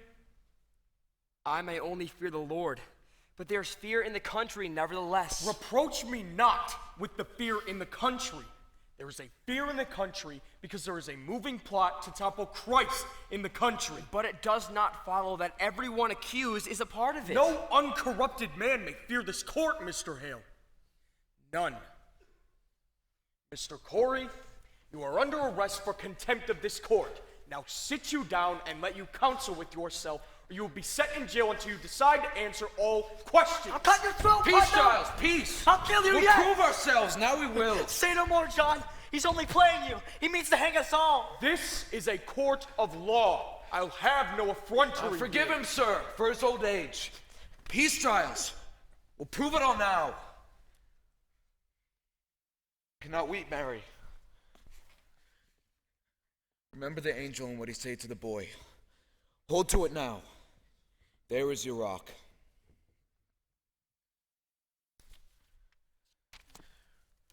This is Mary Warren's deposition, sir. Now, I would ask you to remember, sir, while you read it, that until 2 weeks ago, she were no different than the other children. You saw her scream, she howled, she swore familiar spirits choked her. She even testified that Satan, in the form of women now in jail, tried to win her soul away. And when she refused... We all know this. Aye. She swears now that she never saw Satan nor any spirit, vague or clear, that Satan may have sent to hurt her. She declares her friends are lying now. Excellency, a moment. I think this goes to the heart of the matter, sir. Surely does. I cannot say he is an honest man. I know him little. But in all justice, sir, a claim so weighty cannot be argued by a farmer. In God's name, stop here, send him home, and let him come again with a lawyer. Now look you, Mr. Hale. Excellency, I have signed 72 death warrants. I am a minister of the Lord, and I dare not take a life without there be proof so immaculate. No slightest qualm of conscience may doubt it. Mr. Hale, you surely do not doubt my justice. I have this morning signed away the soul of Rebecca Nurse, Your Honor. I will not conceal it. I tell you true, sir. My hand shakes yet as with the wound. I beg you, this argument let lawyers present to you. Mr. Hale, believe me, for a man of such terrible learning, you are most bewildered. I hope you will forgive me for this. I am 32 years at the bar, and I should be confounded where I'm called upon to defend these people. Let you consider now, and I bid you all do likewise.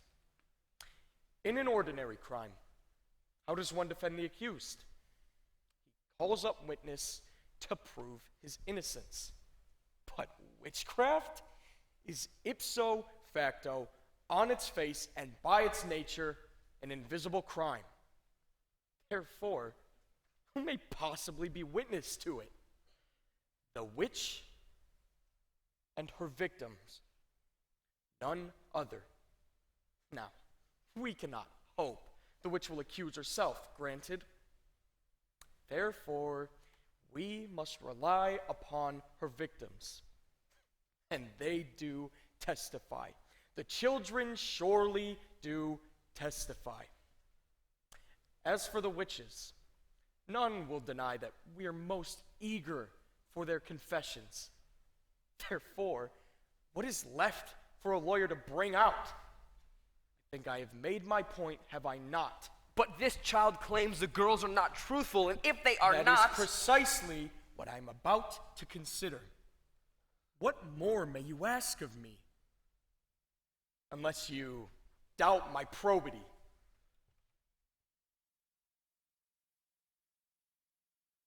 I surely do not, sir. Let you consider it then. Let you put your heart to rest. Deposition, Mr. Proctor. I should like to question... Mr. Paris! I bid you be silent. Sit you down. Mr. Proctor, you sit there.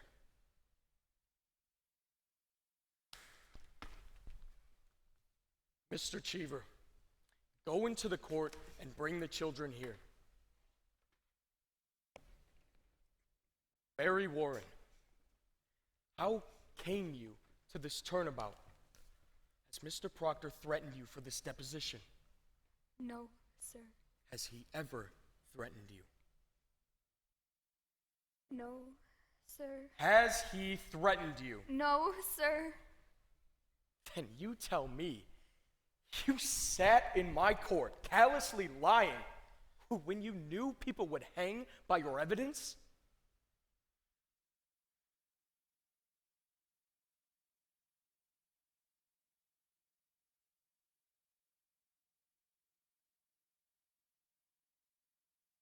Answer me.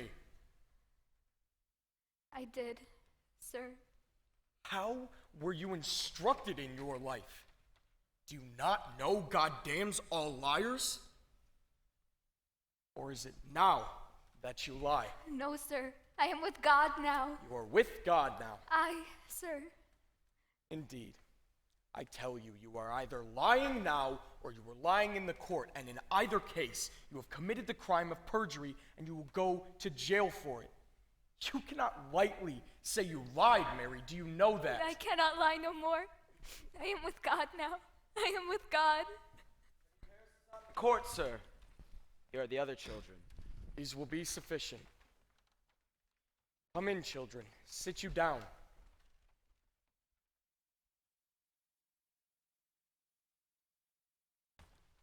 Your friend, Mary Warren, has given us a deposition in which she states she never saw familiar spirits, apparitions, nor any manifest of the devil. She claims as well none of you have seen these things either. Now, children, this is a court of law, the law based upon the Bible, and the Bible writ by Almighty God forbid the practice of witchcraft and describe death as the penalty thereof. But likewise, children, the law and Bible damns all liars and bearers of false witness. Now then, it does not escape me that this deposition may be devised to blind us. It may very well be Mary Warren has been conquered by Satan and is sent here to distract our sacred purpose. If so, her neck will break for it. But if she speak true, I bid you now drop your guile and confess your pretense, for a quick confession will go easier with you. Abigail Williams, rise.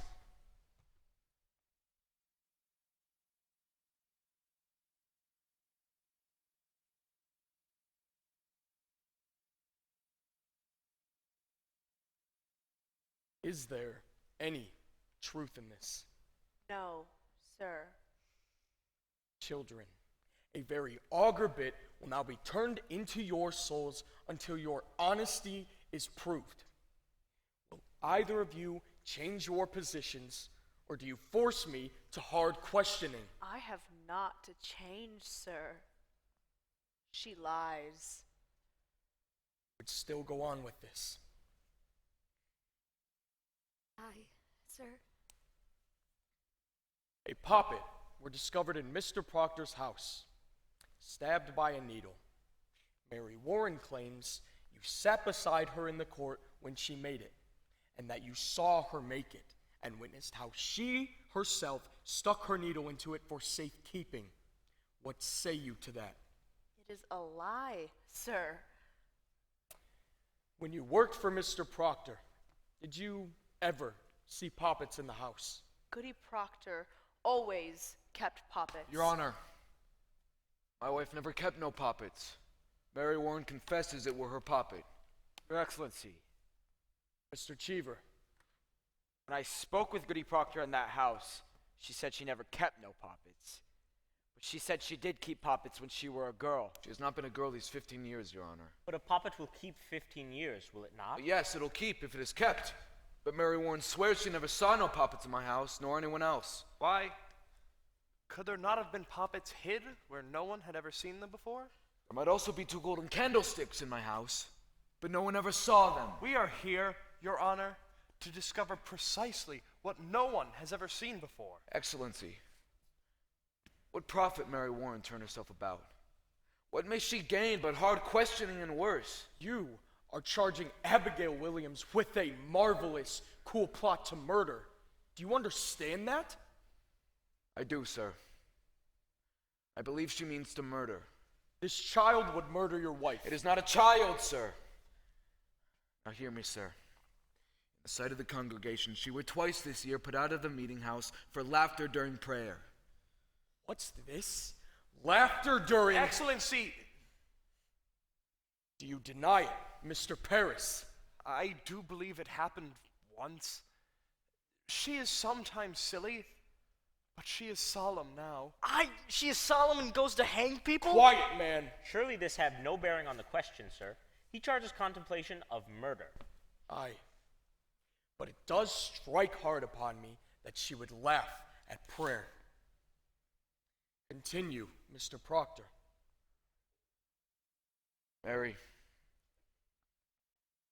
tell the governor how you danced in the woods. Ever since I come to Salem, Your Honor, this man is blackening my name. He is... In a moment, sir. What is this dancing? Mr. Proctor. Abigail leads girls into the woods, Your Honor. And they have danced there naked. Excellency! Mr. Parrish discovered them there in the dead of night. There's the child, she is. Mr. Parrish. I can only say that I never saw any of them naked. But you found them dancing in the woods. Abigail. Excellency, when I first arrived from Beverly, Mr. Parrish told me that. Do you deny it, Mr. Parrish? I do not, sir. But I never saw any of them naked. They have danced. Aye, sir. Excellency, will you permit me? Pray, proceed. You say you never saw no spirits, Mary, were never threatened or afflicted by any manifest of the devil or the devil's agents. No, sir. And yet, when people accused of witchery confronted you in court, you would faint, saying their spirits came out of their bodies and choked you. It were pretense, sir. I cannot hear you. Pretense, sir. But you did turn cold, did you not? I myself picked you up many times and your skin were icy. Mr. Danforth, I saw that many times. She only pretended to faint, Your Excellency. They're all marvelous pretenders. Then can't you pretend to faint now? Now. Why not? Now there are no spirits attacking her, for none in this room is accused of witchcraft. Let her pretend she is attacked now. Let her turn herself cold now. Let her faint. Faint! Faint? Aye, faint. And show us how you have pretended in this courtroom so many times before. I cannot faint Can now. you not pretend it? I have no sense of it. Why? What is lacking now? I cannot tell it, sir. Could it be that there are no afflicting spirits loose here, but in the court there were some? I never saw no spirits. Then see no spirits now, and prove to us that you can faint by your own will as you claim.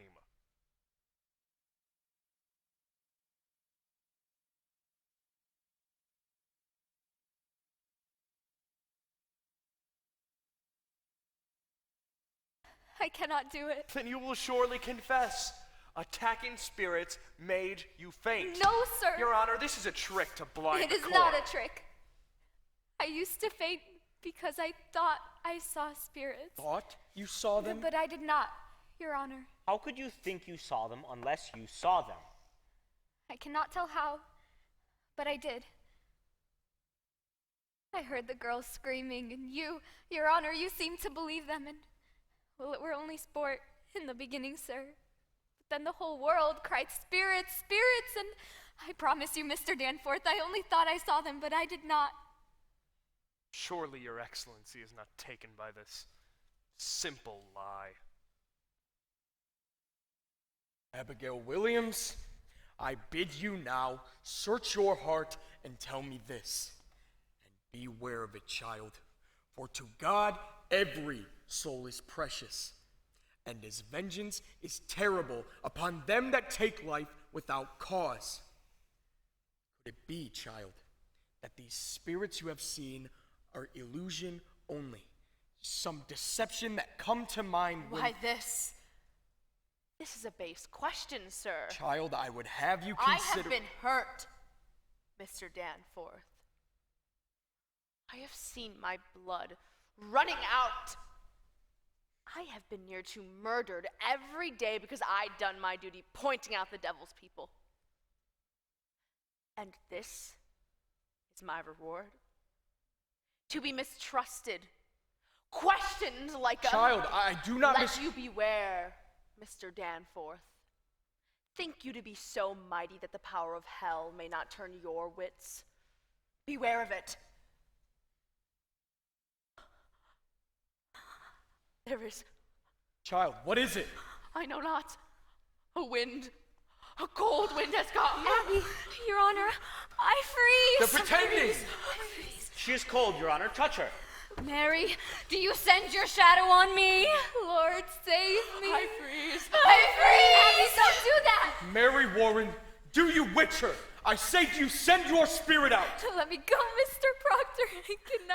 I cannot. Oh, Heavenly Father, take away the shadow. Whore! How do you dare call him? Man, what do It is you... a whore. Now here. You charge... Mr. Danforth, he's lying. Mark her! Now it's just suck a scream to stab me with. But You will prove this. This will not pass. I've known her, sir. I've known her. You are a lecher? John, you cannot. No, Francis. It is true. It is true. In what time? In what place? In the proper place, where my beasts are bedded. 8 months, sir. It is 8 months.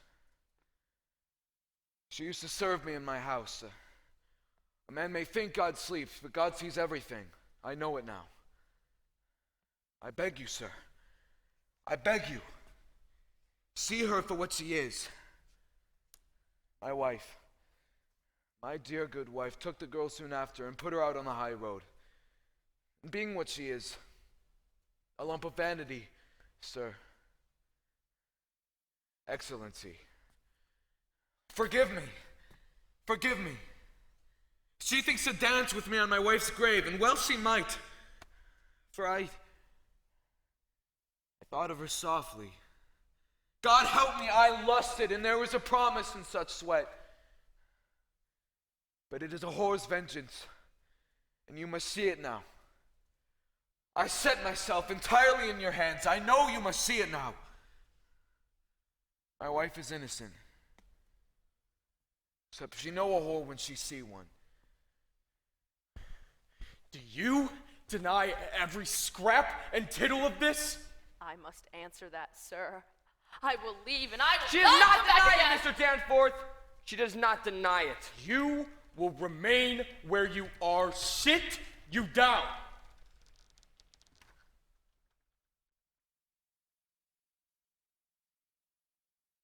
Mr. Paris, go into the court and bring Goodwife Proctor out. Mr. Paris, and tell her not one word of what's been spoken here, and let you knock before you enter.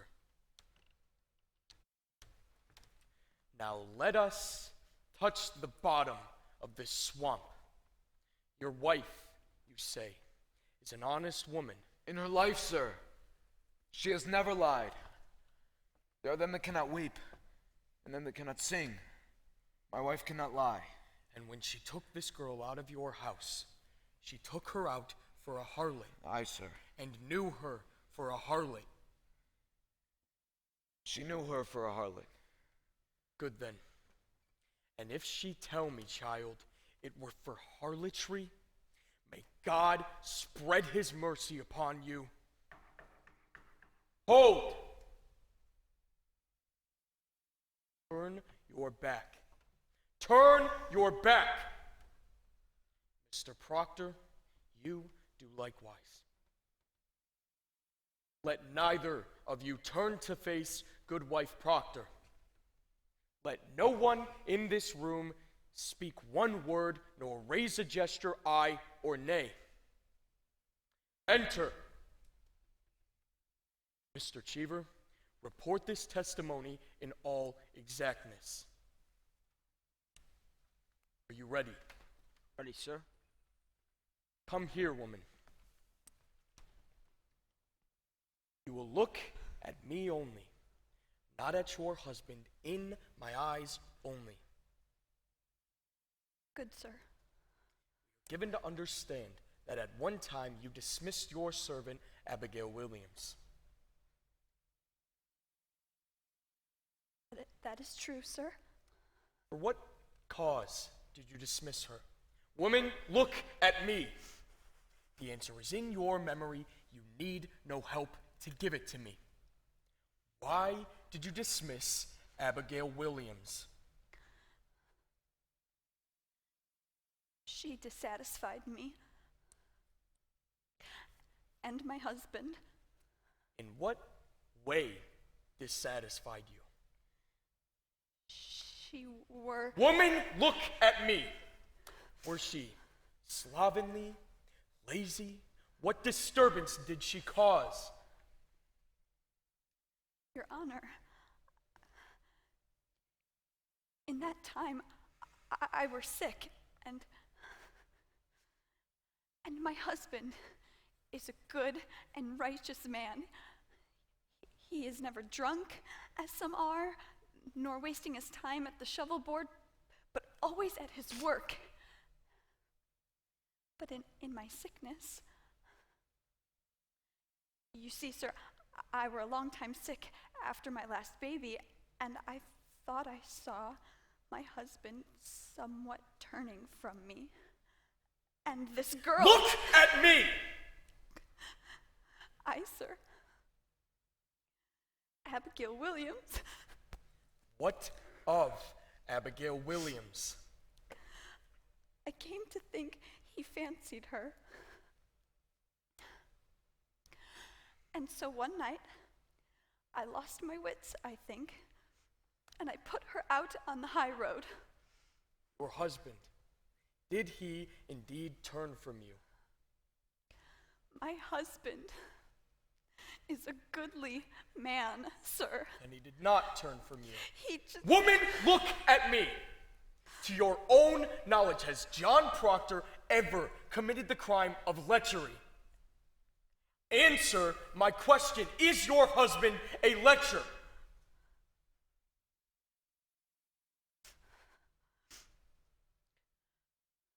No, sir. Remove her. Elizabeth! Tell the truth, Elizabeth! She has spoken! Elizabeth, Remove I her! confessed it! John! She only thought to save my name! Excellency, it is a natural I tell. I beg you, stop now before another is condemned. I may shut my conscience to it no more. Private vengeance is working through this testimony. From the beginning, this man has always struck me true.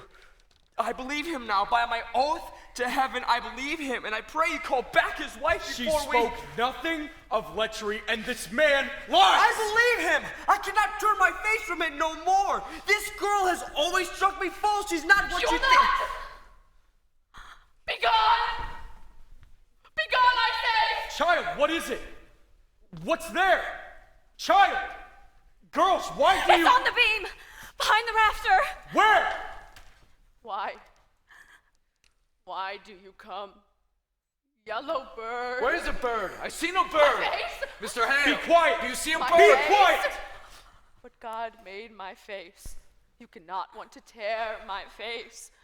Envy is a deadly sin, Mary. Abby! Oh, Mary. This is a black art to change your shape.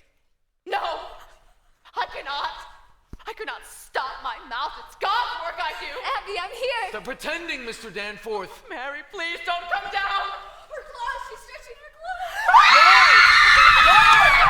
Please don't hurt me. I'm not hurting her! Why does she see this vision? You cannot believe She them. sees nothing! She sees nothing. Abby, you mustn't! Abby, you mustn't. I'm here! I'm here! I'm here. I'm here. Mary Warren, do you send your spirit out? Mr. Danforth! Mr. Danforth!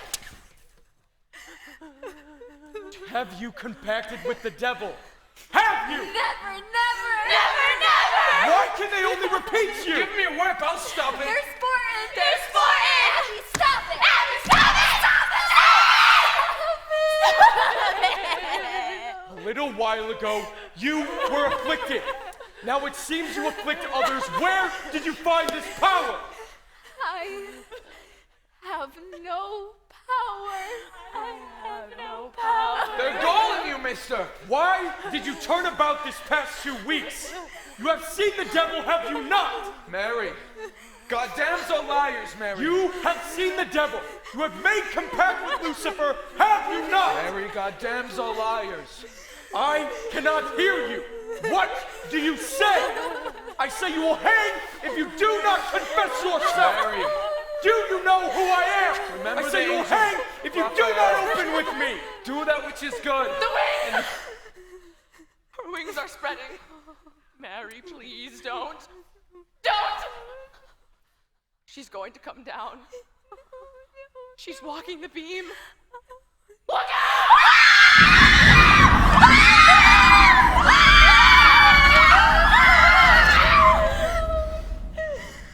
Mary, tell the Don't governor. touch me! Don't touch me! Mary! You are the devil's man. Praise God. Mary, how do I'll you... not hang with you. I love God. He bid you do the devil's work? He come to me by night and every day to sign Sign what? my The devil's name. book? He come with a book? You want my name? I'll murder you. He says if my wife hangs, we must go and overthrow the court. Mr. Hale! He come to me every night. His eyes were like coals. His Excellency, fingers the child's claw gone my wild. neck, and I sign. Mary! I go your way no more. I love God. I bless God, Abby. Abby, I'll never hurt you more. What are you? You are combined with Antichrist, are you not? I have seen your power, mister. You will not deny it. This is not witchcraft. These girls are frauds. You condemn an honest man. I have nothing from you, Mr. Hale. Will you confess yourself befouled with hell, or do you keep that black allegiance yet? What say you? I say... God is dead. Hear it! Hear it! A fire. A fire is burning. I hear the boot of Lucifer. I see his filthy face. And it is my face. And it is yours, Danforth. For them that quail to bring men out of ignorance, as I have quailed, and as you quail when you know in all your black hearts that this be fraud. God damns our kind especially. We will burn. We will burn together. Marshal, take him and Corey with him to the jail. I denounce these proceedings. I quit this We are court. pulling down heaven and raising up Mr. Hale! Mr. Hale!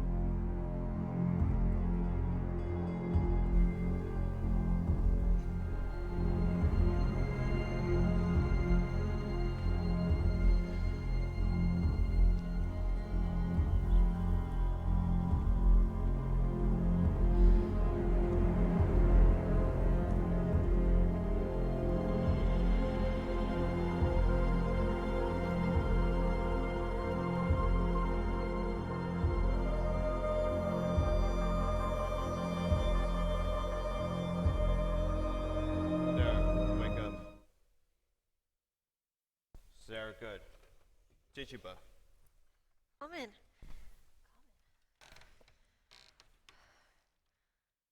Tituba, he's here. His Majesty's come. Go to the north cell. This place is wanted now. Dad, don't look to me like His Majesty. Look to me like the Marshal. Be along with you now. Clear this place. Oh, is that you, Marshal? I thought for sure you'd be the devil coming for us. Could I have a sip of cider for me going away? Where are you off to, Sarah? We're going to Barbados soon. The devil got here with the feathers and the wings. Oh. A happy voyage, she. A pair of bluebirds winging southernly, the two of us. Oh, it'd be a grand transformation, Marshal. You best give me that or you'll never rise off the ground. Come along now. I'll speak to him for you, if you desire to come along, Marshal. I'd not refuse it, Tituba. It is a proper morning to fly to hell. Oh, it ain't no hell in Barbados. Devil, him be pleasure man in Barbados. Him be singing and dancing in Barbados. You folk, you riles him up around here. It'd be too cold around here for that old boy. He frees his soul in Massachusetts, but in Barbados, he just as Sweden. Yes, sir. That's him, Sarah. I'm here, Majesty. Deputy Governor's arrived. Come on, come on. No, he coming for me. I am going home. That ain't tainted, just a poor old cow with a hat full of milk. Come on now, out with you. Devil, take me home. Take me Tell home. him I'm coming, Tituba. No, you tell him Sarah Good is coming too.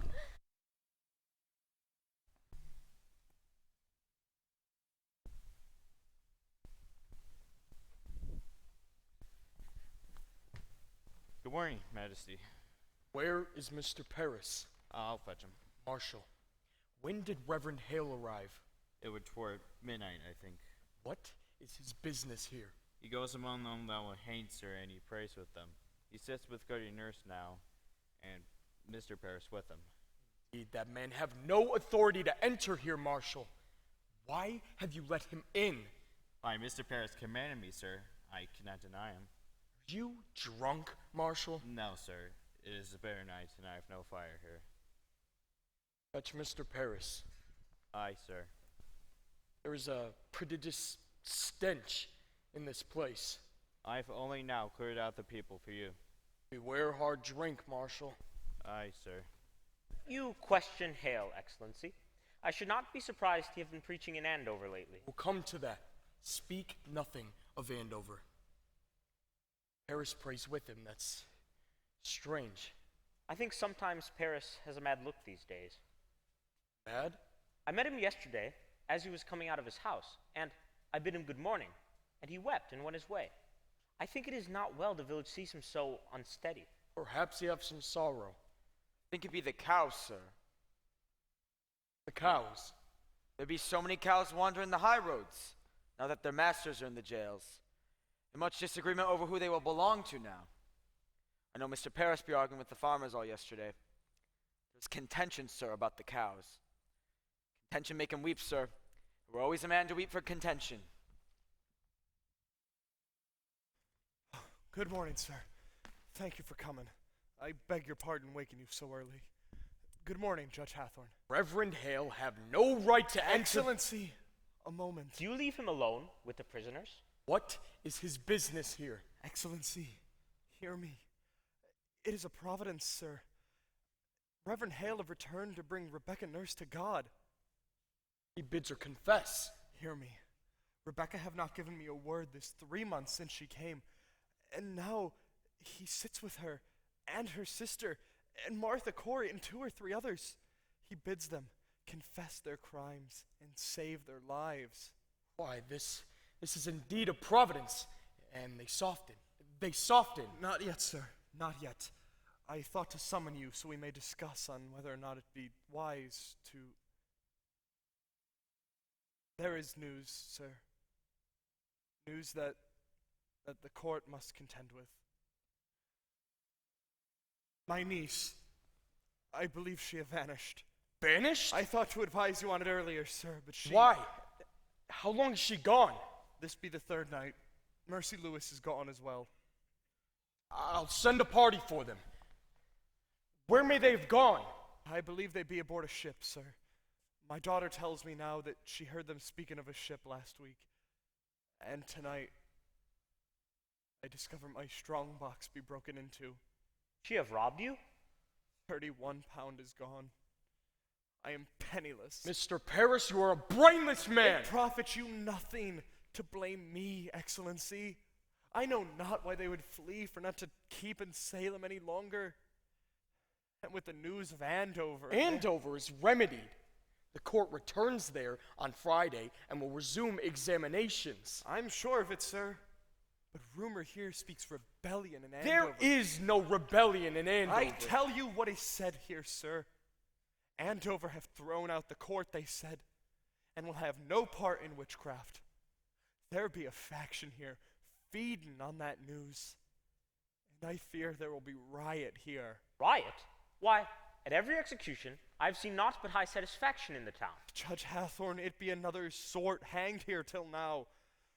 Rebecca is no Bridget who lived 3 year with Bishop before they marry. John Proctor is no Isaac Ward who drink his family to ruin.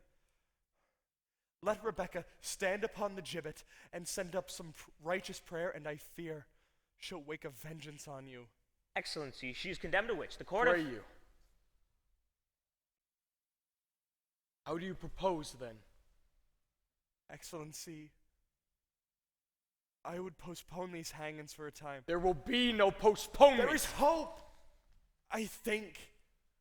Now that Mr. Hale's returned, even if he brings one of them to God, it surely damns the others in the public eye, and none may doubt that they are all linked to hell. This way, unconfessed and claiming innocence, doubts will multiply. Many honest people will weep for them, sir, and our good purpose will be lost in tears. Mr. Cheever, give me the list. Let it not be forgot that when I called the congregation for John Proctor's excommunication, hardly 30 came to hear it. That speaks discontent, I think, and there Excellency... will be no postponement. Excellency... Now, sir, which of these, in your opinion, may be brought to God? I will myself strive with him till dawn. There is not sufficient time till dawn. I shall do my utmost. Now, sir, which of these do you have hope for? Excellency,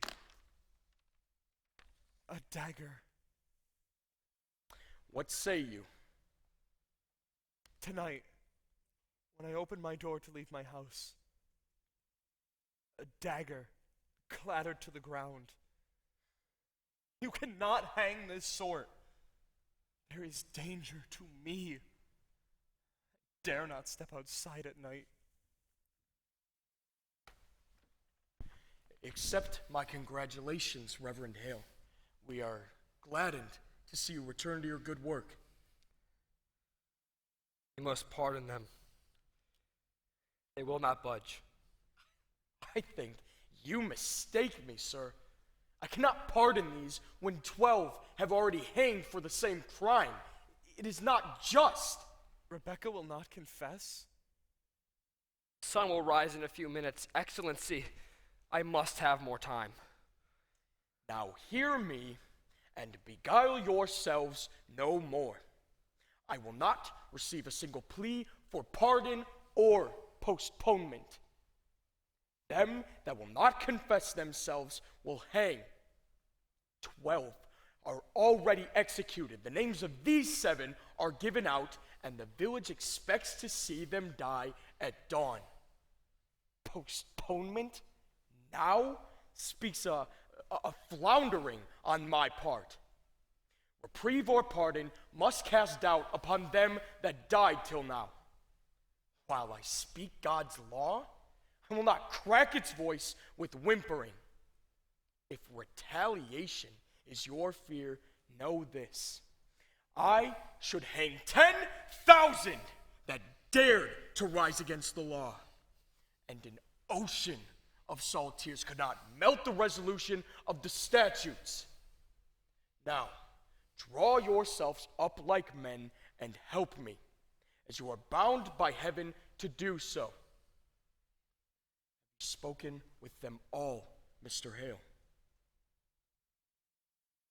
All but Proctor. He's in the dungeon. What is Proctor's way now? He sits like some great bird.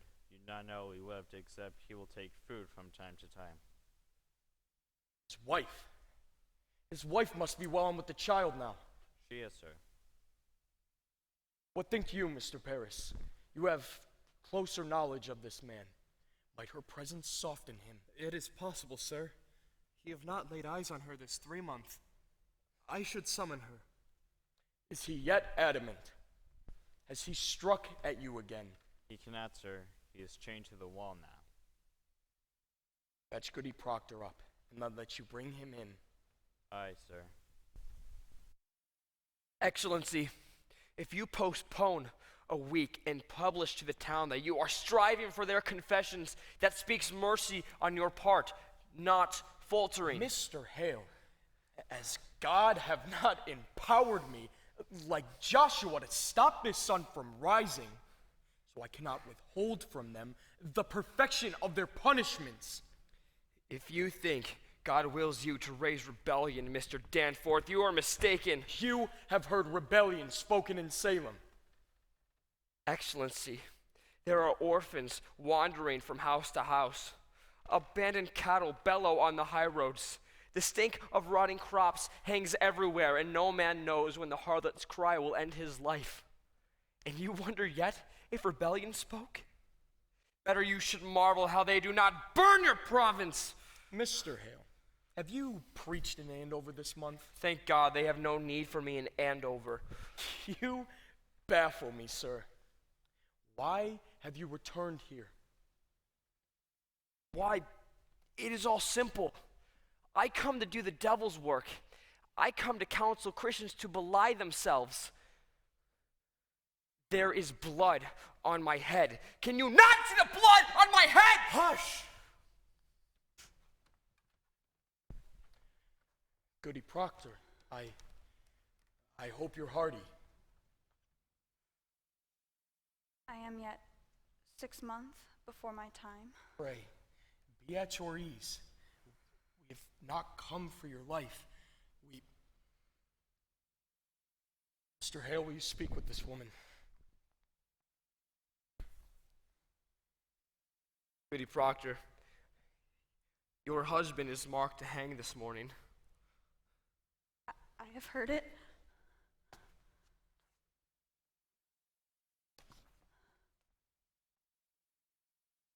You know, do you not, that I have no connection with the court? I come of my own, Goody Proctor. I would save your husband's life, for if he is taken, I count myself his murderer. Do you understand me? What do you want of me? Goody Proctor, I have gone this 3 month like our Lord into the wilderness. I have sought a Christian way, for damnation's doubled on a minister that counsels men to lie. It is no lie. You cannot speak of lies. It is a lie. They are innocent. No more, no more. I'll have no more of that. Let you not mistake your duty as I mistook my own. I came to this village like a bridegroom to his beloved, bearing gifts of high religion. The very crowns of holy law I brought, and what I touched with my bright confidence, it died. And where I turned the eye of my great faith, blood flowed up. Beware, Goody Proctor. Cleave to no faith when faith brings blood. It is mistaken law that leads you to sacrifice. Life, woman. Life is God's most precious gift. No principle, however glorious, may justify the taking of it. I beg of you, woman, prevail upon your husband to confess. Let him give his lie. Wail not before God's judgment in this, for it may well be that God damns a liar less than he that throws his life away for pride. Will you plead with him? I cannot think he will listen to another. I think that be the devil's argument. Woman, before the laws of God, we are as swine. We cannot read his will. I cannot dispute with you, sir. I lack learning for it. Goody Proctor, you are not summoned here for disputation. Be there no wifely tenderness within you? Die with the sunrise. Your husband, do you understand that? What say you? Will you contend with him? Are you stone? I tell you, true woman, had I no other proof of your unnatural life, your dry eyes now would be sufficient evidence that you delivered your soul up to hell. A very ape would weep at such calamity. Have the devil dried up any tear of pity in you? Take her out. It profit nothing she should speak to him. Let me speak with him, Excellency. You'll strive with him? Will you plead for his confession, or will you not? I promise nothing. Let me speak with him.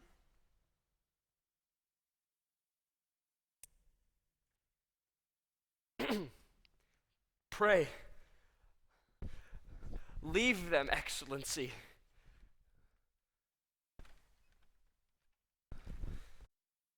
Mr. Proctor, you've been notified, have you not? I see a light in the sky, mister.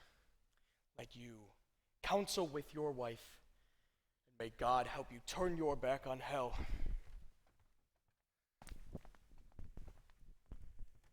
If you desire a cup of cider, Mr. Proctor, I'm sure that I can. God leads you now.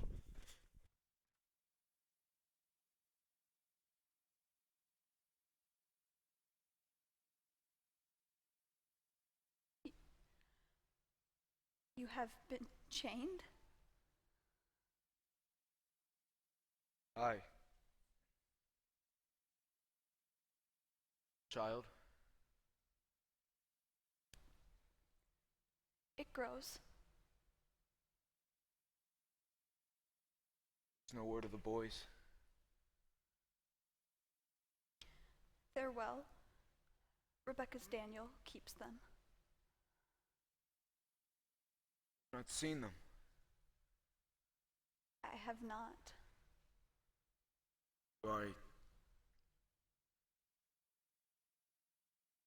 Or I marvel, Elizabeth. They come for my life now. I know it. None have yet confessed. There be many confessed. Who are they?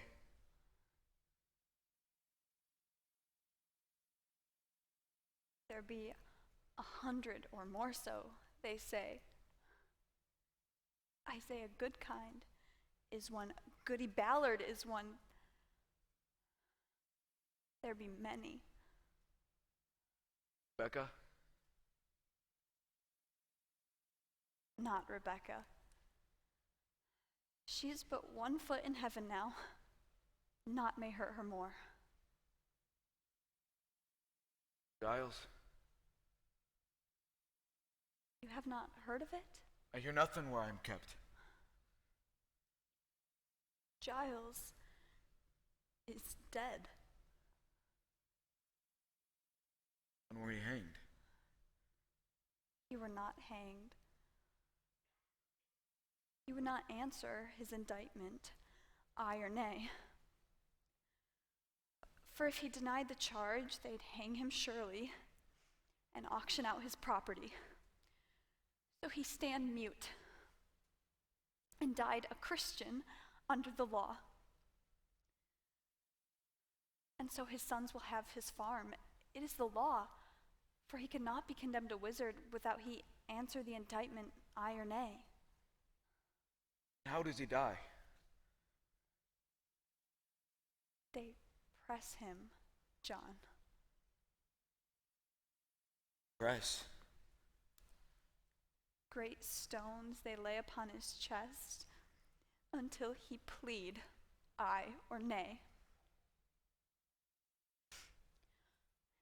They say he give him but 2 words. More weight, he says, and died. More weight. Aye. It were a fearsome man, Giles Corey.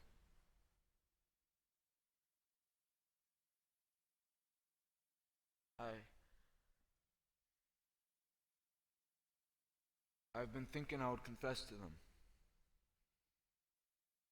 What say you? I give them that? I cannot judge you, John. What would you have me do? As you will, I would have it. I want you living. That's sure. Giles' wife. She confessed. She will not.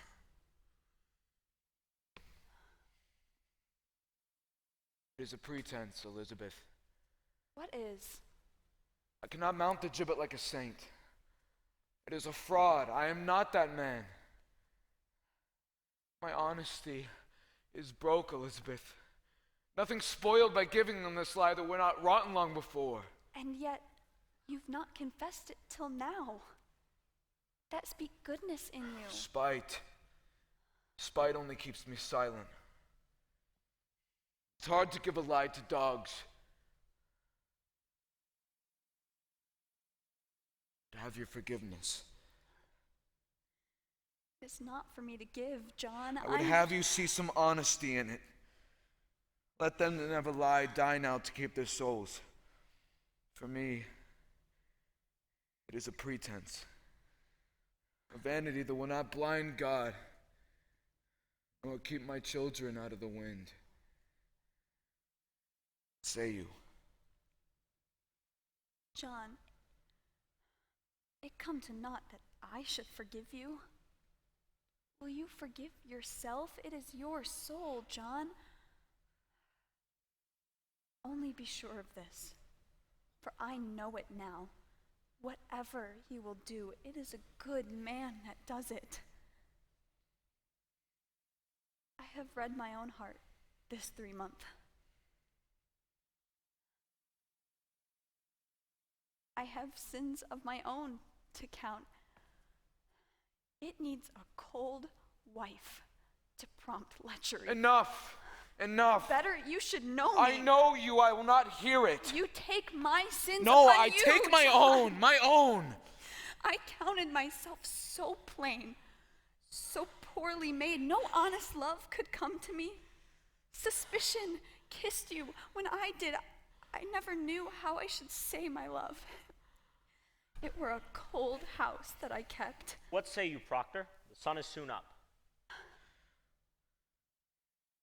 Do what you will, but let none be your judge, for there is no higher judge under heaven than Proctor is. Forgive me. Forgive me, John. I never knew such goodness in the world. I want my life. You'll confess yourself?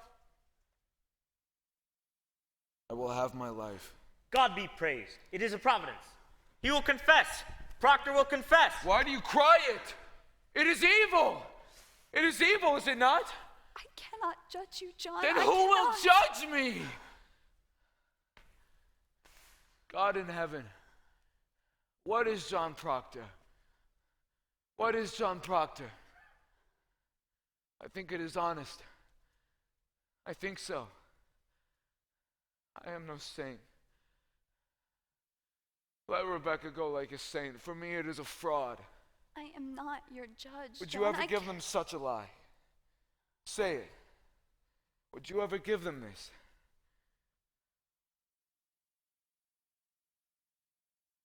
You would not. If tongues of fire were singeing you, you would not. It is evil. Good then. It is evil. I do it. Praise to God, man. Praise to God. You shall be blessed in heaven for this. Now then, let us have it. Are you ready, Mr. Cheever? Why must it be written? Why, for the good instruction of the village, mister. This we shall post upon the church door. Where's the marshal? Willard! Hurry! Now then, we speak slowly and directly to the point for Mr. Cheever's sake. Mr. Proctor, have you seen the devil in your life? Come, man, there is light in the sky. I would give out this news. Did you see the devil?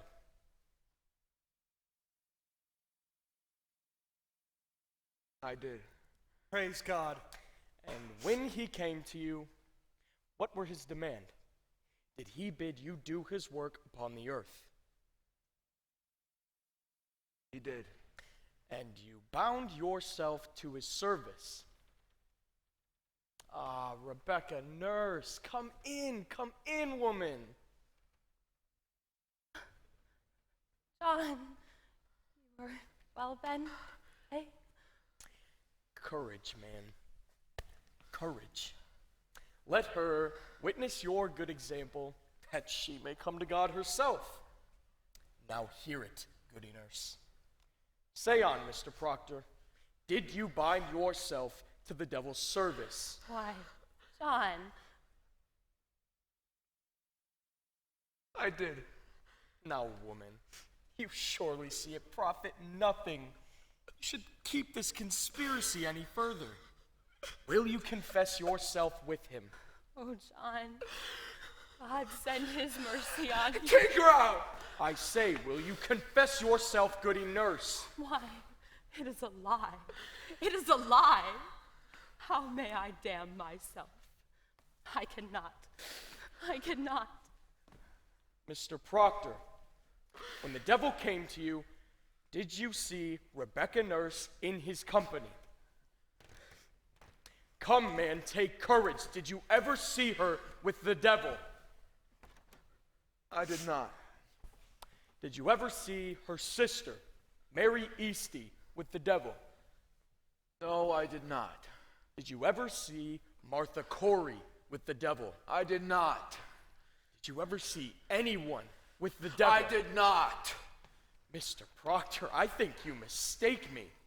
I am not empowered to trade your life for a lie. You have most certainly seen some person with the devil. Mr. Proctor, a score of people have already testified they saw this woman with the devil. It is proved. Why must I say it? Why must you say it? Why, you should rejoice to say it if your soul is purged of any love for hell. They think to go like saints. I like not to spoil their names. Mr. Proctor, do you think they go like saints? Look, you, sir, I think you mistake your duty here. It matters nothing what she thought. She is convicted of the unnatural murder of children, and you for sending your spirit out upon Mary Warren. Your soul alone is the issue here, mister. And you will prove its whiteness, or you cannot live in a Christian country. Will you tell me now what persons conspired with you in the devil's company? To your knowledge, was Rebecca I speak my own sins. I cannot judge another. I have no tongue for it. Excellency, it is enough. Let him sign it. Let him sign it. It is a great service, sir. It is a weighty name. It will surely strike the village that he has confessed. I pray you, let him sign it. The sun is up, Excellency. Come then, sign your testimony. Mr. Cheever, take it to him.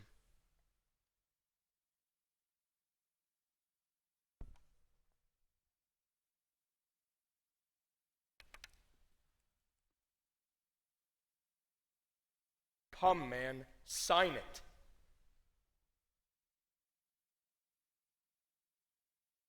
You've all witnessed it. It is enough. You will not sign it. You have all witnessed it. What more is needed? You sport with me?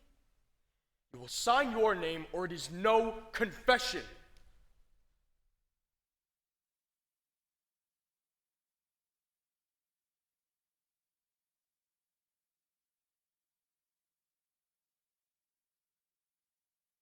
Your second name, man.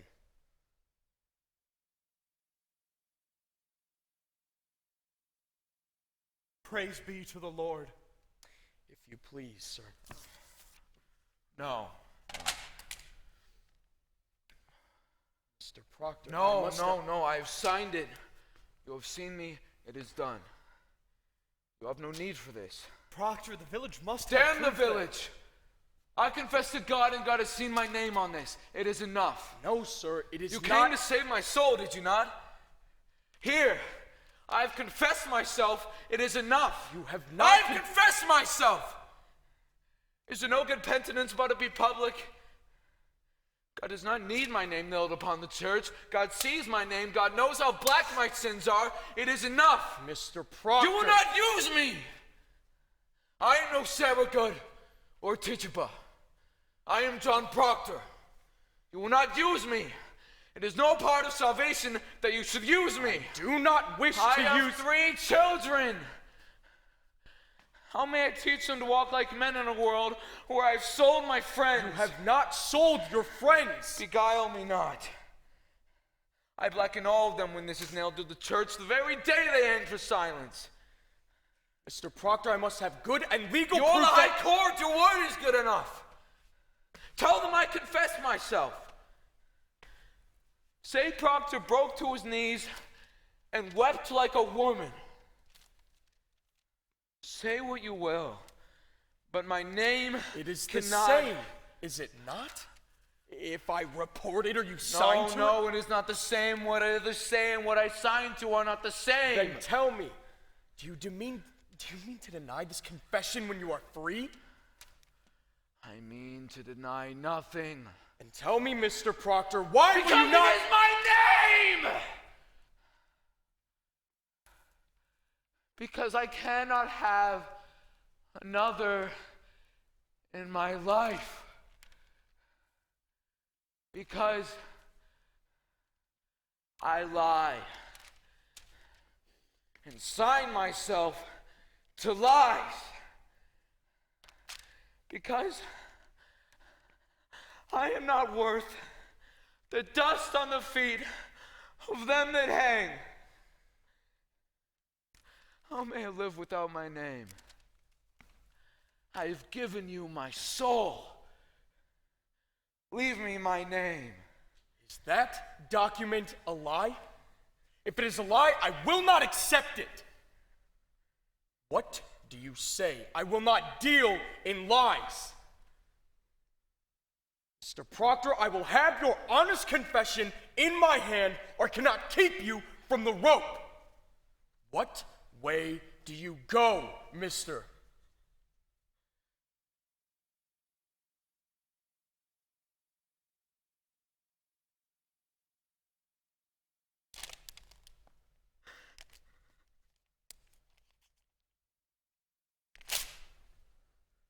Marshal? Proctor! Proctor! Man, you cannot. You will hang. Pray God it speaks some goodness for me.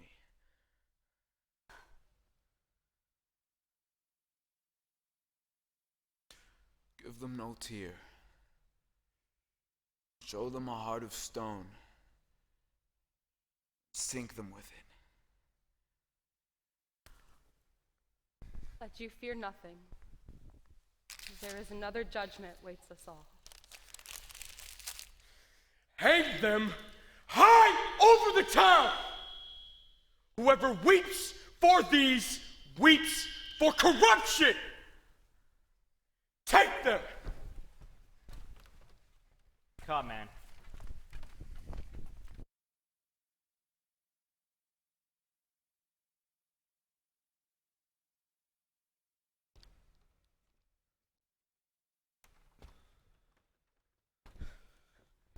I have not yet had my breakfast. Go to him, Lady Proctor. There is yet time. Proctor! Proctor! Woman, plead with him. It is pride. It is vanity. Be his helper. What profit him to bleed? Shall the dust praise him? Shall the worms declare his truth? Go to him. Take his shame away. have his goodness now. God forbid I take it from him.